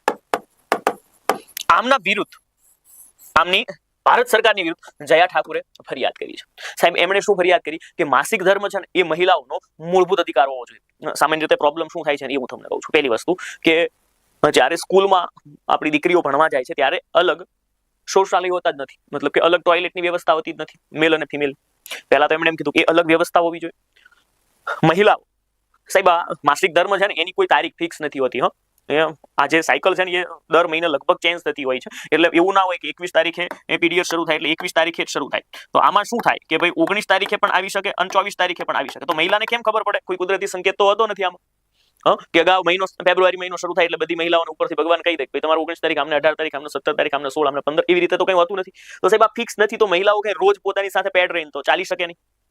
તો દરેક જગ્યાએ 2 અલગ ટોયલેટ હોવા જોઈએ, મેલ માટે, ફિમેલ માટે, મહિલાઓ માટે. અને જે મહિલાઓ માટે અલગ ટોયલેટ છે તેના અંદર ફ્રી સેનેટરી પેડ હાજર હોવા જોઈએ. શું? ફ્રી સેનેટરી પેડ હાજર હોવા જોઈએ. કારણ કે એમણે એવું કીધું છે કે મહિલાઓને પણ ગરિમાપૂર્ણ જીવન જીવવાનો અધિકાર છે. તમે વિચારો કે સાહેબ 8મું ધોરણ ભણતી હોય, 7મું ધોરણ ભણતી હોય જે દીકરી, સમજાણું? તો આ સમયગાળાની અંદર સામાન્ય રીતે પીરિયડ્સ આવવાના શરૂ થઈ જતા હોય છે, માસિક આવવાના શરૂ થઈ જતા હોય છે. તો એ સમયગાળા દરમિયાન એમને સારામાં સારી સ્વાસ્થ્યની સુવિધા મળવી જોઈએ. એની અવેરનેસ એ બાળકની અંદર હોવી જોઈએ. નહીતર શું થાય કે આવું થાય એટલે એ જે દીકરી છે ને એ પોતાનું ભણવાનું છોડીને ઘરે વહી જાય. 5 દિવસ સુધી ભણવા માટે જ ના આવે તો એનું જીવન થોડું પાછું ધકેલાતું હોય એવું આ જયા ઠાકુરને લાગતું હતું. એટલે એમણે અરજી કરી અને અરજી કરતાની સાથે સુપ્રીમ કોર્ટે નિર્ણય આપ્યો છે. નિર્ણય શું આપ્યો છે કે અનુચ્છેદ 21 મુજબ ગરિમાપૂર્ણ જીવન જીવવાનો અધિકાર આના અંતર્ગત જ આવશે. શું? માસિક ધર્મ સ્વાસ્થ્ય સુરક્ષા. માસિક ધર્મ સ્વાસ્થ્ય સુરક્ષા. સમજી ગયા? માસિક ધર્મ સ્વાસ્થ્ય સુરક્ષા. સાહેબ આ કોને લાગુ પડશે? તો સાહેબ ગવર્મેન્ટ હોય કે પ્રાઇવેટ હોય, કોઈ પણ યુનિટ હોય, એટલે કે સરકારી કે ખાનગી, કોઈ પણ સંસ્થા હોય ત્યાં બે અલગ, સાહેબ આ તો ખાલી મેં તમને શિક્ષણનું એક ઉદાહરણ આપ્યું છે, પણ આ બધી જગ્યાએ લાગુ પડી ગયું છે. સેનેટરી પેડ હોવા જોઈએ, મહિલા અને ફિમેલ એટલે કે મહિલા અને પુરુષ આ બંને માટે અલગ ટોયલેટ હોવા જોઈએ. સમજી ગયા? કોઈ પણ સંસ્થામાં શું અલગ ટોયલેટ હોવા જોઈએ, ટોયલેટમાં સાબુ હાજર હોવો જોઈએ, ટોયલેટની અંદર સેનેટરી પેડ હોવો જોઈએ, સમજી ગયા? આ બધી વસ્તુ હશે તો અહીંયા તમે જોશો સ્વાસ્થ્ય અને સુરક્ષા આ બંને જળવાઈ જશે. સમજી ગયા? તો આ પ્રકારની વાત અહીંયા તમને થઈ રહી છે. આખો મુદ્દો સમજી ગયા? કેસ કોઈને કર્યો છે? જયા ઠાકોર. મેં તે દિવસે તમને મુદ્દો તો લખાવ્યો હતો, પણ મેં તમને એવું કીધું હતું કે અલગ પ્રશ્ન બનાવીને ભણાવીશ, કેમ કે જ્યારે અલગ પ્રશ્ન બનાવીને ભણાવવામાં આવે ત્યારે એના ઉપર ફોકસ સારું એવું થઈ જતું હોય છે. સમજાણું? ફોકસ બહુ સારું એવું થઈ જતું હોય છે. એ પણ તમે એક મગજની અંદર રાખશો. ઓકે, બાકી તમને વ્યવસ્થિત રીતે સમજાઈ રહ્યું છે એવી આશા રાખું છું. ક્લિયર છે ને? તો બને એટલું તમે આ લિંકને શેર કરવાનું રાખજો, જેથી કરીને વધારેમાં વધારે વ્યક્તિઓ સુધી આ બધું મહત્વનું કન્ટેન્ટ પહોંચી શકે, તમારા મિત્રો સુધી પહોંચી શકે. જો જસ્ટિસ પારડીવાલા અને જસ્ટિસ મહાદેવનની બેન્ચે પીરિયડ હેઠ આર્ટિકલ 21 હેઠળ મૌલિક અધિકાર જાહેર કર્યો છે. ફ્રી સેનેટરી પેડ અને અલગ ટોયલેટ અનિવાર્ય કર્યા છે. જો આ જે છે ને અનુચ્છેદ 21, શિક્ષણનો અધિકાર, ગોપનીયતાનો અધિકાર અને વિદેશ જવાનો અધિકાર. આ તાજેતરની અંદર આ ઘટનાઓ બધી બની છે. જો વિદેશ જવાના અધિકાર માટે કેસ મેનકા ગાંધી કેસ થયો હતો. કોઈ પણ વ્યક્તિ વિદેશ જઈ શકે છે. ગોપનીયતાનો અધિકાર એ પટ્ટુ સ્વામી કેસ છે, અને શિક્ષણનો અધિકાર એ 86મો બંધારણીય સુધારો જે 2002 માં થયો હતો ને, 6 થી 14 વર્ષના બાળકોને મફત અને ફરજિયાત શિક્ષણ. આ ત્રણ વસ્તુ યાદ રાખવા જેવી છે. તમે તમારા પર ગુનો હોય છતાં તમે વિદેશ જઈ શકો છો. એ કેસ કયો છે? મેનકા ગાંધી કેસ. શિક્ષણનો અધિકાર એ 86મો બંધારણીય સુધારો અને ગોપનીયતાનો અધિકાર એ પટ્ટુ સ્વામી કેસ છે, એના અંતર્ગત જોવા મળી શકે છે. પીરિયડ હેલ્થને બંધારણીય અનુચ્છેદ હેઠળ મૌલિક અધિકાર ગણ્યો છે. કયા અનુચ્છેદ મુજબ? તો અનુચ્છેદ 21 મુજબ ગરિમાપૂર્ણ જીવન જીવવાનો અધિકાર તમને અહીંયા પ્રાપ્ત થતો હોય છે. ત્રિશુલ યુદ્ધ અભ્યાસ વિશે તમે જોવા જાઓ તો ત્રિશુલ યુદ્ધ અભ્યાસ ગુજરાત અને રાજસ્થાનમાં થયો.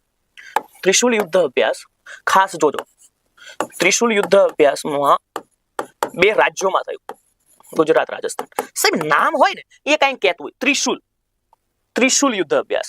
એટલે ત્રિશુલનો આકાર તમે જો જોવા જાઓ તો આવી રીતે હોય. ત્રિશુલનો આકાર હું જ્યાં સુધી માનું છું આ ત્રિશુલ થયું. સાહેબ ત્રિશુલ યુદ્ધ અભ્યાસ ત્રણેય સેનાનો છે. શું? ત્રણેય સેનાનો યુદ્ધ અભ્યાસ છે. ત્રણેય સેના મતલબ આર્મી, નેવી અને એરફોર્સ. આ ત્રણેયનો યુદ્ધ અભ્યાસ છે. ત્રિશુલ યુદ્ધ અભ્યાસ ક્યાં થયો? ગુજરાત રાજસ્થાનની અંદર. તો આ બાબતે પણ આ પ્રશ્ન ખૂબ કામનો થઈ ગયો. ગુજરાત રાજસ્થાનની અંદર આયોજન થયું ત્રણેય સેનાનો યુદ્ધ અભ્યાસ. સાહેબ આમાં પાકિસ્તાન ની સાથે યુદ્ધ સમય કઈ રીતે લડવું એના માટે હતો. આખા ગુજરાત રાજસ્થાનમાં સૌથી વધારે ફોકસ ક્યાં હતું ખબર તમને? સિર ક્રીક ખાતે. ક્યાં? Sir creek. આ સિર ક્રીક ભારત પાકિસ્તાન વચ્ચે જે વિવાદિત સ્થળ છે ત્યાં આ સૌથી વધારે ફોકસ એરિયા ભારતનો અહીંયા હતો. ત્રિશુલ ત્રણેય સેનાનો યુદ્ધ અભ્યાસ, ત્રિપક્ષીય યુદ્ધ અભ્યાસ છે. આવું તમારે લખવું પડે. પરીક્ષાની અંદર આવું પૂછી શકે કે ત્રિશુલ કેવા પ્રકારનો? આર્મીનો યુદ્ધ અભ્યાસ છે, નેવીનો છે, એરફોર્સનો છે. પછી લખ્યું હોય ત્રિપક્ષીય યુદ્ધ અભ્યાસ છે, અથવા એક ઓપ્શન લખ્યો હોય એક પણ નહીં. જો ત્રિશુલ યુદ્ધ અભ્યાસ કોનો છે? આર્મી, બી નેવી, સી એરફોર્સ, ડી એક પણ નહીં. અથવા ડી માં ફેરફાર હોય, એબીસી સેમ હોય. એ માં શું હોય? આર્મી, બી માં શું હોય? નેવી, સી માં શું હોય? એરફોર્સ, અને ડી માં હોય આપેલ તમામ. તો ઘણા લોકો મારી જેમ સરકારી ઓપ્શન તરફ જાય. શું નક્કી કરે કે આ જવાબ હશે આપેલ તમામ.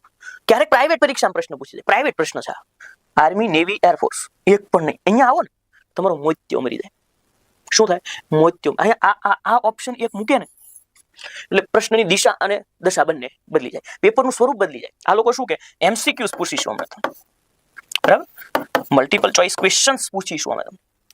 આવું કે ને કે અમે તમને એમસીક્યુઝ પૂછીશું, પણ આ એમસીક્યુઝ ન થયું. અનલિમિટેડ તમને ઓપ્શન આપવામાં આવે, એક પણ નહીં થઈ. એટલે આ એક અઘરું છે. આમાં એક પણ નહીં જવાબ આવે. હકીકતમાં ત્રણેયનો યુદ્ધ અભ્યાસ છે ત્રિશુલ. ખબર પડી ગઈ તમને? ત્રિશુલ યુદ્ધ અભ્યાસની આપણે ત્રણેય સેનાના અધ્યક્ષોને જોવાની ટ્રાય કરીએ છીએ. જો તમે સમજી શકો તો વેરી ગુડ, ન સમજી શકો તો પણ તમારે યાદ રાખવાનું છે. કે ત્રણેય સેનાના અધ્યક્ષ કોણ છે. સૌપ્રથમ આપણે જોઈશું સાહેબ આર્મીના અધ્યક્ષ કોણ છે, નેવીના અધ્યક્ષ કોણ છે, એરફોર્સની અંદર કોણ છે, અને ત્યારબાદ એક આપણે પ્રશ્ન જોવાનો છે કે હાલ ભારતના સીડીએસ કોણ છે. જો આ પ્રશ્ન પૂછાય જાય તો આ રોકડા માર્ક કહેવાય. હા, કોઈ પણ અધ્યક્ષ પૂછાઈ જાય તો. હાલ ભારતના આર્મીના અધ્યક્ષ, અહીંયા હાલ આપણી આર્મીના અધ્યક્ષ, હાલ આપણી નેવીના અધ્યક્ષ અને હાલ આપણી એરફોર્સના અધ્યક્ષ. એરફોર્સના અધ્યક્ષ છે અમરપ્રીત સિંહ. એરફોર્સના અધ્યક્ષ કોણ છે? અમરપ્રીત સિંહ.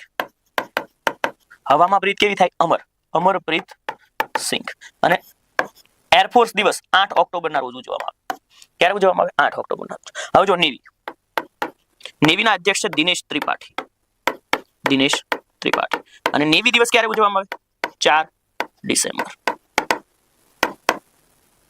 4 ડિસેમ્બર. આર્મીના અધ્યક્ષ કોણ છે? ઉપેન્દ્ર દ્વિવેદી. અને આર્મી દિવસ ક્યારે ઉજવવામાં આવે? 15મી જાન્યુઆરી. સમજ્યા? હવે વાત સાહેબ સીડીએસ ની થાય. Chief of defence staff. જો ઘણી બધી વાર ઘણા બધા લોકો એવું કહેતા હોય કે આ ત્રણેયની ઉપર છે, પણ હકીકતમાં આપણા બંધારણની અંદર જોવા જાવ તો આને આ ત્રણેયની સમકક્ષ હોદ્દો છે. પરંતુ યુદ્ધ સમયે કોર્ડિનેશન ત્રણેય સેના માટે કરવું હોય તો આ એક વ્યક્તિ કોર્ડિનેશન કરી શકે, એટલા માટે આને મૂકવામાં આવ્યા છે. કોણ છે? અનિલ ચૌહાણ. ક્લિયર? પ્રશ્ન તમારો વ્યવસ્થિત રીતે સમજાઈ ગયો? ત્રિશુલ યુદ્ધ અભ્યાસ ક્યાં થયો? ગુજરાત અને રાજસ્થાન, આ બંને રણ વિસ્તારની અંદર યુદ્ધ અભ્યાસ ત્રણેય સેનાનો છે. ફોકસ એરિયા છે ગુજરાતનું સિરક્રીક. સિરક્રીક કયા જિલ્લાની અંદર આવ્યું? કચ્છમાં આવેલું છે. સિરક્રીક કયા જિલ્લાની અંદર આવ્યું છે? કચ્છની અંદર આવેલું છે. ત્રિશુલ યુદ્ધ અભ્યાસ ક્યાં થયો? તો કે સાહેબ ગુજરાતમાં બી થયો, રાજસ્થાનમાં પણ. બી અને સી. ડન. આ સિરક્રીક જે ભારત અને પાકિસ્તાન વચ્ચે વિવાદિત એરિયા છે, આ ફોકસ પોઈન્ટ હતો. શક્તિ કોરિડોર ગુજરાતની અંદર બની રહ્યો છે. શુભારંભ શ્રી ભૂપેન્દ્રભાઈ પટેલ દ્વારા શુભારંભ કરવામાં આવ્યો. શક્તિ કોરિડોર આપણે બનાવવા ક્યાં જઈ રહ્યા છે? અંબાજીની અંદર 900 કરોડથી પણ વધારે ખર્ચો કરી અને આપણે આ બનાવવાના છે. ગબ્બરથી શરૂ થશે. ગબ્બરના કોખ વાળી આપણે કહીએ ને શક્તિ કોરિડોર. ક્યાં? અંબાજીની અંદર કયા માતાજી છે? અંબાજીની અંદર કયા માતાજી છે? ગબ્બરથી માનસરોવર વચ્ચે એક આપણે આખો કોરિડોર વિકસાવવા જઈ રહ્યા છે. ખૂબ જ મહત્વનો. તો આખી ગણતંત્ર દિવસ તમારી સામે આવ્યો છે. ગણતંત્ર દિવસ મહત્વનો પ્રશ્ન તમારી સામે. 77મો ગણતંત્ર દિવસ 26મી જાન્યુઆરીના રોજ ઉજવવામાં આવ્યો. 77મો ગણતંત્ર દિવસ 26 જાન્યુઆરી 2026 ના રોજ ઉજવવામાં આવ્યો. આની થીમ હતી વંદે માતરમને 150 વર્ષ પૂરા થયા છે. તો વંદે માતરમના 150 વર્ષ. વંદે માતરમના 150 વર્ષ. આ નવી થીમ તમારી સામે જોવા મળી આ વખતે. વંદે માતરમના કેટલા વર્ષ? 150 વર્ષ તમારી સામે જોવા મળ્યા. કેટલા? 150 વર્ષ. 26 જાન્યુઆરી 2026 ના રોજ. પછી એન્ટોનિયો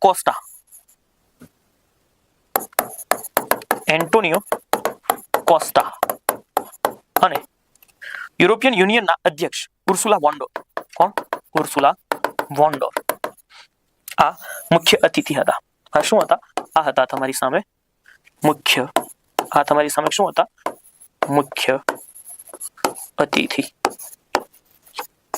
આ કોણ હતા? મુખ્ય અતિથિ તમને જોવા મળી ગયા છે. જો ઝાંખીની વાત કરવા જઈએ ને, ઓકે, વાત કોની કરવા જઈએ? ઝાંખી. આના અંદર છે ને એ ઝાંખી રજૂ થાય. પોતે પોતાના પ્રદેશની ઝાંખી રજૂ કરતા હોય છે. તો વાત જ્યાં સુધી આવે ઝાંખીની, તો જ્યુરી એવોર્ડ એક આવે. Jury award. કેવો એવોર્ડ? Jury award. અને આ જ્યુરી એવોર્ડ છે એ મહારાષ્ટ્રને મળ્યો છે. જ્યુરી એવોર્ડ કોને મળ્યો છે? મહારાષ્ટ્રને મળ્યો છે. અને આ મહારાષ્ટ્રની અંદર તમે જોવા જશો તો મળ્યો છે ગણેશ ઉત્સવને જ્યુરી એવોર્ડ મળ્યો છે. જે ગણપતિ ઉત્સવ આપણે ઉજવીએ છીએ. મોરિયા મોરિયા રે બાપા મોરિયા, અગલે બરસ આના હી હોગા, એ પ્રકારનું આપણે ઉજવીએ છીએ. એ અને પીપલ્સ ચોઇસ નો મતલબ શું થાય? લોકોએ પસંદ કર્યું હોય. એ છે ગુજરાતનું આત્મનિર્ભરતાની થીમ. કઈ? આત્મનિર્ભરતાની જે થીમ છે એ પીપલ ચોઇસ ની અંદર ગુજરાતે પસંદ કર્યું છે. કઈ રીતે તમે યાદ રાખશો? આના અંદર છે ને એ આ ઝાંખીનો એક ફોટો દેખાડો, ગુજરાતની ઝાંખીનો પીપલ ચોઇસ ની અંદર. એમાં છે ને એ આ મેડમ કામા. કોણ? મેડમ કામા જી. મેડમ કામા એ જે ભારતનો રાષ્ટ્રધ્વજ બનાવ્યો 1907 ની અંદર સ્ટોકહોમ સંમેલન ખાતે, સ્ટોકહોમની જગ્યાએ ત્યાં એમણે જે રજૂ કર્યો હતો એ જે તિરંગો લઈને જે ચાલે છે એ ગુજરાતનો ટેલ્પો હતો કે જે ખૂબ જ સારી રીતે લોકોને પસંદ આવ્યો, કે જે આત્મનિર્ભરતાને દર્શાવી રહ્યો હતો. એ આ જે પૃથ્વી સંમેલન છે, શાંતિથી સમજો. પૃથ્વી સંમેલન 1992 જે હતું તેના અંદર કુલ 3 સંસ્થાઓ જે છે એ સ્થાપવાની નક્કી કરી. કેટલી? કુલ ત્રણ સંસ્થા પૃથ્વીને બચાવવા માટે, પૃથ્વીના અલગ અલગ ભાગને બચાવવા માટે જે છે એ ત્રણ સંસ્થા સ્થાપવાની જે છે એ નક્કી કરી. આ ત્રણમાંથી પહેલી સંસ્થા UNFCCC, બરાબર, UNFCCC આ જે છે એ સંસ્થાની વાત કરીએ છીએ. આ UNFCCC જે છે એનું પૂરું નામ. પછી ત્રણેય સંસ્થાઓ જે છે એ પણ પહેલા એક આને જે છે એ પણ થોડી એવી વાત મેં આની કરી છે, પણ આપણે આને અત્યારે થોડું ક્લિયર કટ જે છે એ સમજીએ છીએ. United Nations convention on climate change, બરાબર, United Nations convention on climate change આ જે છે એ આ સંસ્થાનું પૂરું નામ થશે. બરાબર, આ જે છે તમને ખબર પડી કે આ UNFCCC જે છે એ સંસ્થા સ્થાપવાનો વિચાર, આવો પણ પ્રશ્ન પરીક્ષાની અંદર પૂછાઈ શકે કે આ સંસ્થા સ્થાપવાનો વિચાર જે છે એ ક્યાં આવ્યો હતો? તો સ્થાપવાનો વિચાર જે છે એ પૃથ્વી સંમેલનમાં આવ્યો હતો. ક્યાં આવ્યો હતો? પૃથ્વી સંમેલનની અંદર જે છે આ વિચાર જે છે એ આવ્યો હતો. આ UNFCCC જે છે તેની સ્થાપના 1994 ની અંદર કરવામાં આવી. પૃથ્વી સંમેલન 92 માં કરાયું. વિચાર કરી લીધો તો સ્થાપના ક્યારે થઈ? 1994 ની અંદર. આપણે કરીએ વિચારીએ નહીં કે નોકરી લેવી છે એટલે તરત ના મળી જાય, એના માટે સમય લાગે, વર્ષ 2 વર્ષ જે છે મહેનત કરવી પડે. તો સ્થાપના જે છે 1994 ની અંદર જે છે એ, અને એનું હેડક્વાર્ટર જે છે એ બોન જર્મની ખાતે આયોજિત થયું. બોન ક્યાં? જર્મની ખાતે. અને આ સંસ્થા અંતર્ગત, બરાબર, ક્લાઇમેટ ચેન્જને અટકાવવા માટે જે છે એ વિવિધ પ્રકારની કોપનું આયોજન થાય છે. શું આયોજન થાય છે? કોપ. આ કોપનો મતલબ શું થાય? તો કે કોપનો મતલબ જે છે એ થશે conference of parties. Conference of parties. આ અલગ અલગ શહેરની અંદર, અલગ અલગ દેશમાં UNFCCC દ્વારા કોપનું જે છે એ આયોજન થતું હોય છે. એટલે આ UNFCCC ની જે છે આપણે વિવિધ કોપને ભણવા જઈ રહ્યા છે. UNFCCC, United Nations framework convention on climate change. Climate change એટલે શું? તો એને હમણાં હું તમને સમજાવું છું. બરાબર, આબોહવા પરિવર્તન, જળવાયુ પરિવર્તન તરીકે પણ જે છે આપણે ઓળખીએ છીએ. UNFCCC આ જે છે એ સંસ્થા દ્વારા વિવિધ પ્રકારની જે છે એ કોપનું આયોજન થયું. પણ તમને જે છે એ ખબર હોવી જોઈએ સ્થાપના કયા વર્ષે થઈ? તો કે સ્થાપના 1994 માં થઈ. અને આનું હેડક્વાર્ટર જે છે એ બોન જર્મનીની અંદર જે છે આવ્યું. અને પછી દર વર્ષે 1995 થી લગભગ તમામ વર્ષોમાં જે છે આ UNFCCC જે છે તેની બેઠકોનું આયોજન થાય. તો UNFCCC જે છે એની બેઠક 1995 ની જો તમને વાત કરું છું, તો આ 1995 ની જે બેઠકો હતી, બરાબર, 1995 ની જે બેઠક હતી તે બર્લિન, આ રીતે નહીં લખી શકાય, આપણે આવી રીતે લખવું પડશે, COP 1. આ COP 1 જે છે તે ક્યારે ભરાય? COP 1 જે છે તે ભરાય 1995 માં. ક્યાં ભરાય? તો કે બર્લિન. ક્યાં ભરાય? બર્લિન ની અંદર ભરાય. બર્લિન ક્યાં આવેલું છે? તો કે જર્મનીની અંદર જે છે એ બર્લિન આવ્યું. ત્યાં COP 1 જે છે એ ભરવામાં આવી. હવે સૌથી અગત્યની જો કોઈ COP હોય તો એ છે COP 3. COP 3 આ જે છે એ COP 3 જે છે એ ક્યોટો ખાતે જે છે એ ભરાય. ક્યાં ભરાય? COP 3 જે છે એ ક્યોટો ખાતે ભરાય. અને આ COP 3 જે છે એ તમે જોવા જાવ, COP 2 આવે 95-96, આ ક્યોટો જે છે એ 1997 માં ભરાય. અને આ COP 3 ની અંદર જે છે એ મિત્રો થયો ક્યોટો પ્રોટોકોલ. બીજો પ્રશ્ન, ક્યોટો પ્રોટોકોલ ક્યારે થયો? 1997 માં. ક્યોટો પ્રોટોકોલ ક્યાં થયો? COP 3 ની અંદર જે છે એ થયો. ક્યોટો પ્રોટોકોલ 1997 ની અંદર થયો. અને આ ક્યોટો પ્રોટોકોલ જે છે તેનો ઉદ્દેશ્ય શું હતો? ક્યોટો પ્રોટોકોલ જે છે તેનો ઉદ્દેશ્ય શું જે છે એ રાખવામાં આવ્યો હતો? તો મિત્રો અહીંયા ઉદ્દેશ્ય રાખવામાં આવ્યો હતો આબોહવા પરિવર્તન અટકાવવું. આ જે છે શું રાખવામાં આવ્યો હતો? ઉદ્દેશ્ય. તમને પૂછે કે UNFCCC જે છે તેની સ્થાપના ક્યારે થઈ? 1994 ની અંદર. UNFCCC ની સ્થાપનાનો વિચાર ક્યારે આવ્યો? પૃથ્વી સંમેલન જે છે 1992 થયું. પણ UNFCCC જે છે તેની સ્થાપના 1994 ની અંદર થઈ. United Nations convention on climate Change Bonn Germany ખાતે જે છે એ આવેલું છે. આ તમે યાદ રાખ્યું છે. હવે પ્રશ્ન ક્યાંથી આવશે? તો કે 3 કર્તવ્યો, આખું બજેટ આ 3 કર્તવ્યોમાં પૂરું થઈ જશે. બજેટના આ વખતે બજેટમાં 3 ભાગ પાડવામાં આવ્યા. આના પહેલાનું 2025-26 નું જે બજેટ હતું, આ 26-27 નું બજેટ કહેવાય. 25-26 નું જે બજેટ હતું ને, સાંભળજો, 25-26 નું જે બજેટ હતું એમાં 17 આવ્યા હતા. સમજ્યા? એને 7 ભાગમાં વિભાજિત કર્યું હતું. આ બજેટને 3 ભાગમાં વિભાજિત કર્યું. તમે કહેશો સાહેબ કયા 3 ભાગ? તો કે ઝડપી અને સતત આર્થિક વિકાસ. પહેલો ભાગ સૌથી અગત્યનો, ઝડપી અને સતત આર્થિક વિકાસ. આ 3 મુદ્દા યાદ રાખવાના છે. ઝડપી અને સતત આર્થિક વિકાસ, જનતાની આકાંક્ષા પૂરી કરવી. બીજો ભાગ છે આકાંક્ષા પૂરી કરવી. મને અને તમને બજેટમાં આપણે કંઈક રાહ જોઈને બેઠા હોય તો આકાંક્ષાઓ પૂરી કરવી. ત્રીજો સમાવેશી વિકાસ, સૌનો સાથ સૌનો વિકાસ. આ ત્રીજો મુદ્દો જે ખુદ નિર્મલા સીતારમણ બોલ્યા છે. સૌનો સાથ સૌનો વિકાસ આ ત્રીજું કર્તવ્ય છે. બજેટના 3 કર્તવ્ય. બજેટમાં કુલ કેટલા કર્તવ્યની વાત કરવામાં આવી છે? તમારો જવાબ થશે સાહેબ 3 કર્તવ્ય. માત્ર 3 કર્તવ્ય. ચોથું કર્તવ્ય નથી. અચીવમેન્ટ 4 છે પણ એ પરીક્ષામાં પૂછે નહીં. એ તો સાહેબ ફાકા પોતાની થોડા પરીક્ષાની અંદર પૂછે. આ પૂછે ઝડપી અને સતત આર્થિક વિકાસ, જનતાની આકાંક્ષા પૂરી કરવી, સૌનો સાથ સૌનો વિકાસ. સૌનો સાથ સૌનો વિકાસ, આ ત્રણ વસ્તુ. એટલે સૌનો સાથ સૌનો વિકાસ મતલબ શું થશે? સમાવેશી વિકાસ. ભારતના બજેટને મુખ્ય કેટલા કર્તવ્યમાં વિભાજિત કરીને સમજાવવાનો પ્રયત્ન કરી રહ્યો છું હું તમને? 3. સરકારે પણ કેટલા કર્તવ્ય આપ્યા છે? 3. ઝડપી અને સતત વિકાસ, જનતાની આકાંક્ષાઓ પૂરી કરવી, સૌનો સાથ સૌનો વિકાસ. યાદ રહી જશે. વિકાસ કેવો હોવો જોઈએ? ઝડપી. આકાંક્ષાઓ પૂરી કરવી જોઈએ. કેવી રીતે? સૌનો સાથ સૌનો વિકાસ. આ 3. આને આપણે અલગ ભાગમાં ભણીશું, આને અલગ ભણીશું અને આને અલગ ભણીશું. આ ભણી લઈએ એટલે આપણું બજેટ પૂરું થઈ જશે. 3 મુદ્દાને ભણી લઈએ એટલે આપણું બજેટ પૂરું થઈ જશે. તમે કહેશો સાહેબ 3 મુદ્દા? બસ 3 મુદ્દા. હા, ખાલી 3 મુદ્દા છે. પહેલો જ મુદ્દો આપણે ભણવાની ટ્રાય કરીએ છીએ. જો આ બજેટને રજૂ કરવા માટે ભારત સરકારે કેટલા સુધારા કર્યા? 350 સુધારા કર્યા. કેટલા સુધારા કર્યા? 350 પ્રકારના સુધારા કરવા આપ્યા છે. એટલા માટે આને સુધાર એક્સપ્રેસ એવું નિર્મલા સીતારામન બોલ્યા કે આ બજેટ આપણે લાગુ કરવું છે એના માટે સરકારે કેટલા સુધારા કર્યા? 350 પ્રકારના સુધારા કર્યા. એટલે શું બોલ્યા?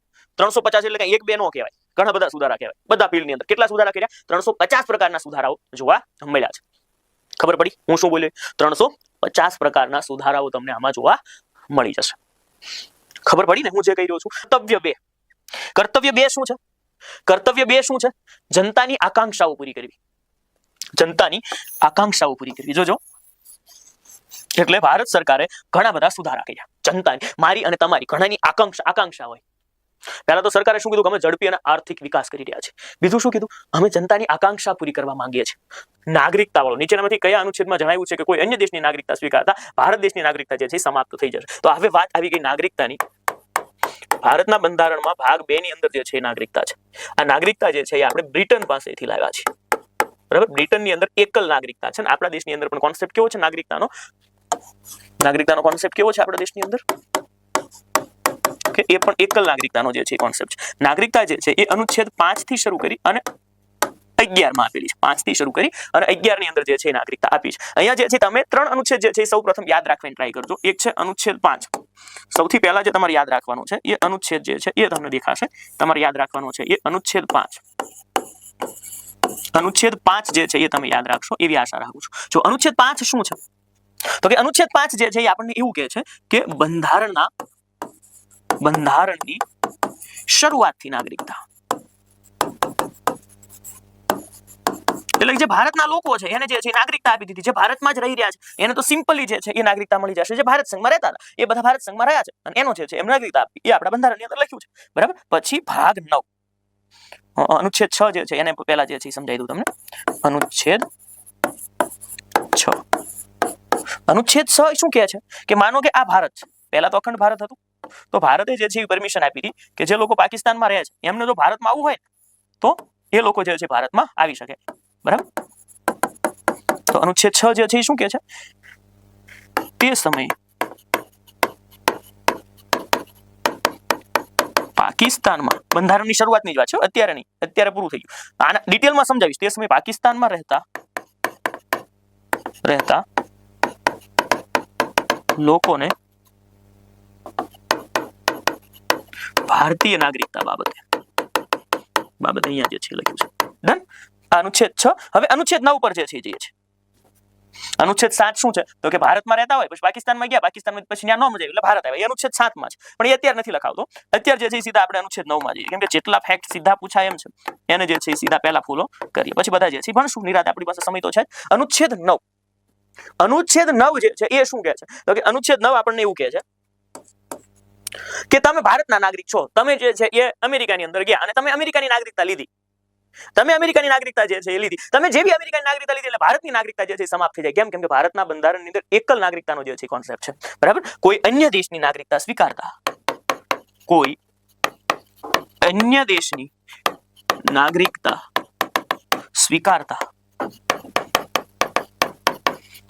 ભારતની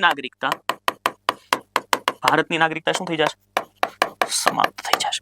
કોઈ અન્ય દેશની નાગરિકતા તમે સ્વીકારી એટલે ભારતની નાગરિકતા જે છે એ એની જાતે જ જે છે એ સમાપ્ત થઈ જશે. સમજાણું? એટલે બેવડી નાગરિકતા ભારતના કોન્સેપ્ટમાં છે નહીં. તમે ભારત ઉપરાંત બીજા કોઈ રાજ્યના કોઈ બીજા દેશના જે છે નાગરિક છો તો તમને ભારતની નાગરિકતા એની જાતે જ જે છે સમાપ્ત કરી દે છે. જે આપણને દેખાડે છે ભારતે એકલ નાગરિકતાનો કોન્સેપ્ટ જે છે એ સ્વીકાર્યો છે. તો એકલ નાગરિકતા, એક જ નાગરિકતા એ કયા અનુચ્છેદની અંદર લખ્યું છે? અનુચ્છેદ 9 ની અંદર. આ પ્રશ્નનો જવાબ પણ એ જ થશે. જો નીચેનામાંથી કયા અનુચ્છેદમાં જણાવેલું છે કોઈ અન્ય દેશની નાગરિકતા સ્વીકારતા ભારત દેશની નાગરિકતા જે છે શું થઈ જશે? સમાપ્ત થઈ જશે. એ અહીંયા લખ્યું છે અનુચ્છેદ 9 ની અંદર. ખબર પડી ગઈ તમને? અનુચ્છેદ 5 શું છે? તો કે ભાઈ બંધારણની શરૂઆતથી ભારતની નાગરિકતા. અનુચ્છેદ 9 શું છે? અનુચ્છેદ 9 એવું કહે છે કે જો કોઈ ભારતીય નાગરિક બીજા કોઈ દેશની નાગરિકતા સ્વીકારે તો ભારતની નાગરિકતા જે છે ને એ સમાપ્ત થઈ જશે. એ દેશની નાગરિકતા રહેશે. બરાબર? એક સાથે તમે બે દેશની નાગરિકતા ન રાખી શકો. આવું જે છે અનુચ્છેદ 9 ની અંદર જે છે લખ્યું છે. હવે આવે છે અનુચ્છેદ 11. બરાબર? નાગરિકતા સંબંધિત બાબતો સંસદ પાસે રહેશે. એટલે કે નાગરિકતા સંબંધિત કોઈ કાયદો બનાવવો હોય, કોઈ બીજી ઘટના છે નાગરિકતા બાબતની, તો એ અનુચ્છેદ 11 મુજબ સંસદ પાસે રહેશે.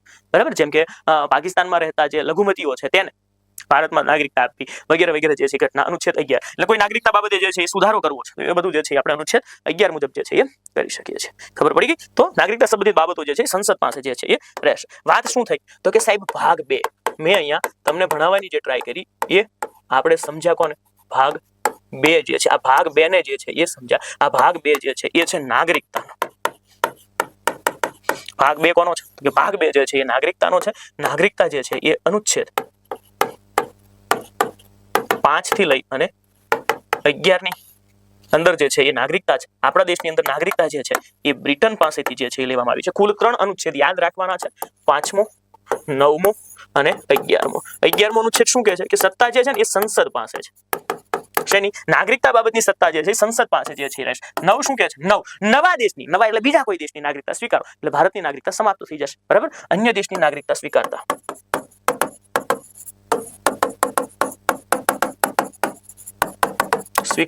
ભારતની નાગરિકતા સમાપ્ત. ભારતની નાગરિકતા જે છે શું થઈ જશે? સમાપ્ત જે છે એ થઈ જશે. પાંચમું જે છે એ તમારે જે છે એ જોવાનું છે અહીંયા. અને એ મુદ્દો શું છે? તો કે પાંચમું જે છે એ બંધારણની શરૂઆતથી ભારતની નાગરિકતા બાબતે કાયદો બનાવવાનો, સુધાર કરવાનો બધો અધિકાર કોની પાસે છે? રાષ્ટ્રપતિ પાસે કે સંસદ પાસે? તો કે સંસદ. ભારત ટેક્સીની આપણે જ્યારે વાત કરવા જઈએ અને મગજમાં આવે આપણને અમિત શાહ, તો અમિત શાહ છે ને એની અંદરથી આપણને 3 પ્રશ્નો પૂછી લે પરીક્ષા. અમિત શાહનો એક પ્રશ્ન તમને એ પૂછવામાં આવે, સૌ પ્રથમ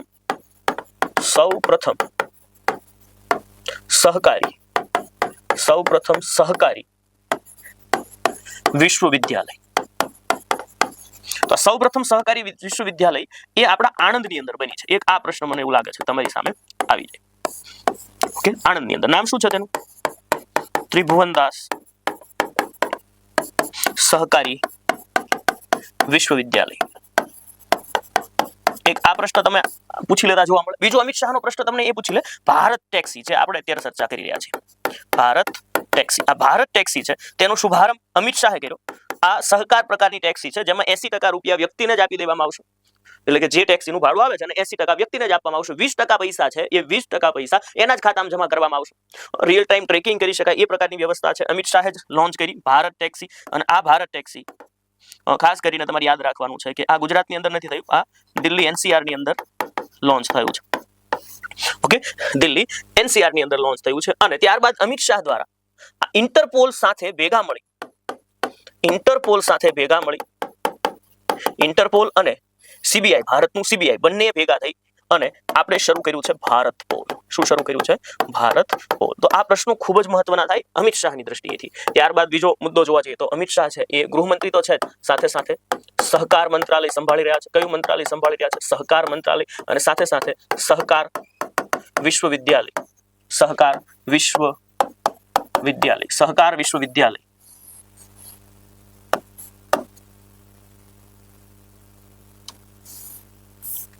સહકાર વર્ષ લખી નાખો. વિશ્વવિદ્યાલય તો આપણે લખી નાખ્યું છે. સહકારિતા વર્ષ અથવા સહકાર વર્ષ એ આપણે 2025 ના વર્ષને આપણે શું ઉજવવું છે? સહકારિતા વર્ષ તરીકે ઉજવવું છે. એટલા માટે અમિત શાહને રિલેટેડ આ બધા જ પ્રશ્નો ખૂબ કામના થઈ જશે. ની અંદર ધાર્મિકલાલ, મીર હાજી કાસમ, અરવિંદ વૈદ, રતિલાલ બોરીસાગર અને નિલેશ માંડલેવાલા. કુલ નેશનલ પાર્ક કેટલા છે? તો કે કુલ નેશનલ પાર્ક 107 છે. તેમાંથી પ્રથમ કયું? આ જે છે એ તમારો મસ્ત મજાનો જે છે એ મુદ્દો છે. આ પ્રથમ જે છે એ Jim Corbett national park. Jim Corbett રાષ્ટ્રીય ઉદ્યાન પણ છે. જીમ કાર્બેટ જે રાષ્ટ્રીય ઉદ્યાન નેશનલ પાર્ક જે છે એ તો છે જ, પણ જીમ કાર્બેટ ટાઈગર રિઝર્વ પણ છે. બરાબર? જીમ કાર્બેટ જે છે એ નેશનલ પાર્ક અથવા રાષ્ટ્રીય ઉદ્યાન જે છે તમે કહી શકો. પ્રથમ 107 છે.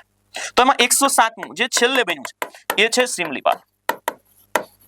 સિમલીપાલ જે છે એ ઓડિશામાં આવેલું છે. સિમલીપાલ નેશનલ પાર્ક જે છે ક્યાં આવેલો છે? ઓડિશામાં. આ 107 એટલે કે અત્યાર સુધીમાં બનેલું છેલ્લું જે છે એ છે. નો ટુ પ્રોક્સી સરપંચ. સે નો ટુ પ્રોક્સી સરપંચ. આ પંચાયતી રાજ મંત્રાલયે શરૂ કર્યું છે. આ કોણે શરૂ કર્યું છે?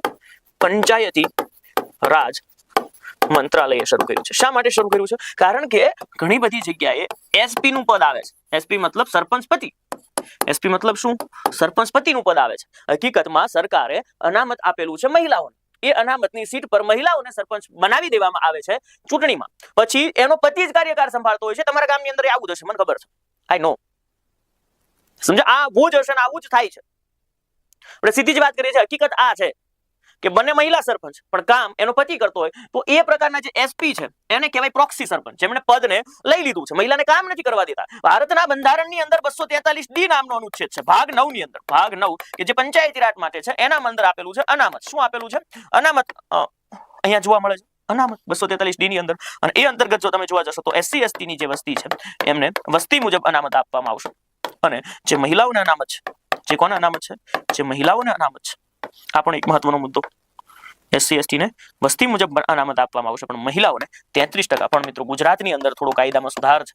ગુજરાતમાં પંચાયતમાં 50% મહિલા અનામતનો કાયદો કરી નાખ્યો છે.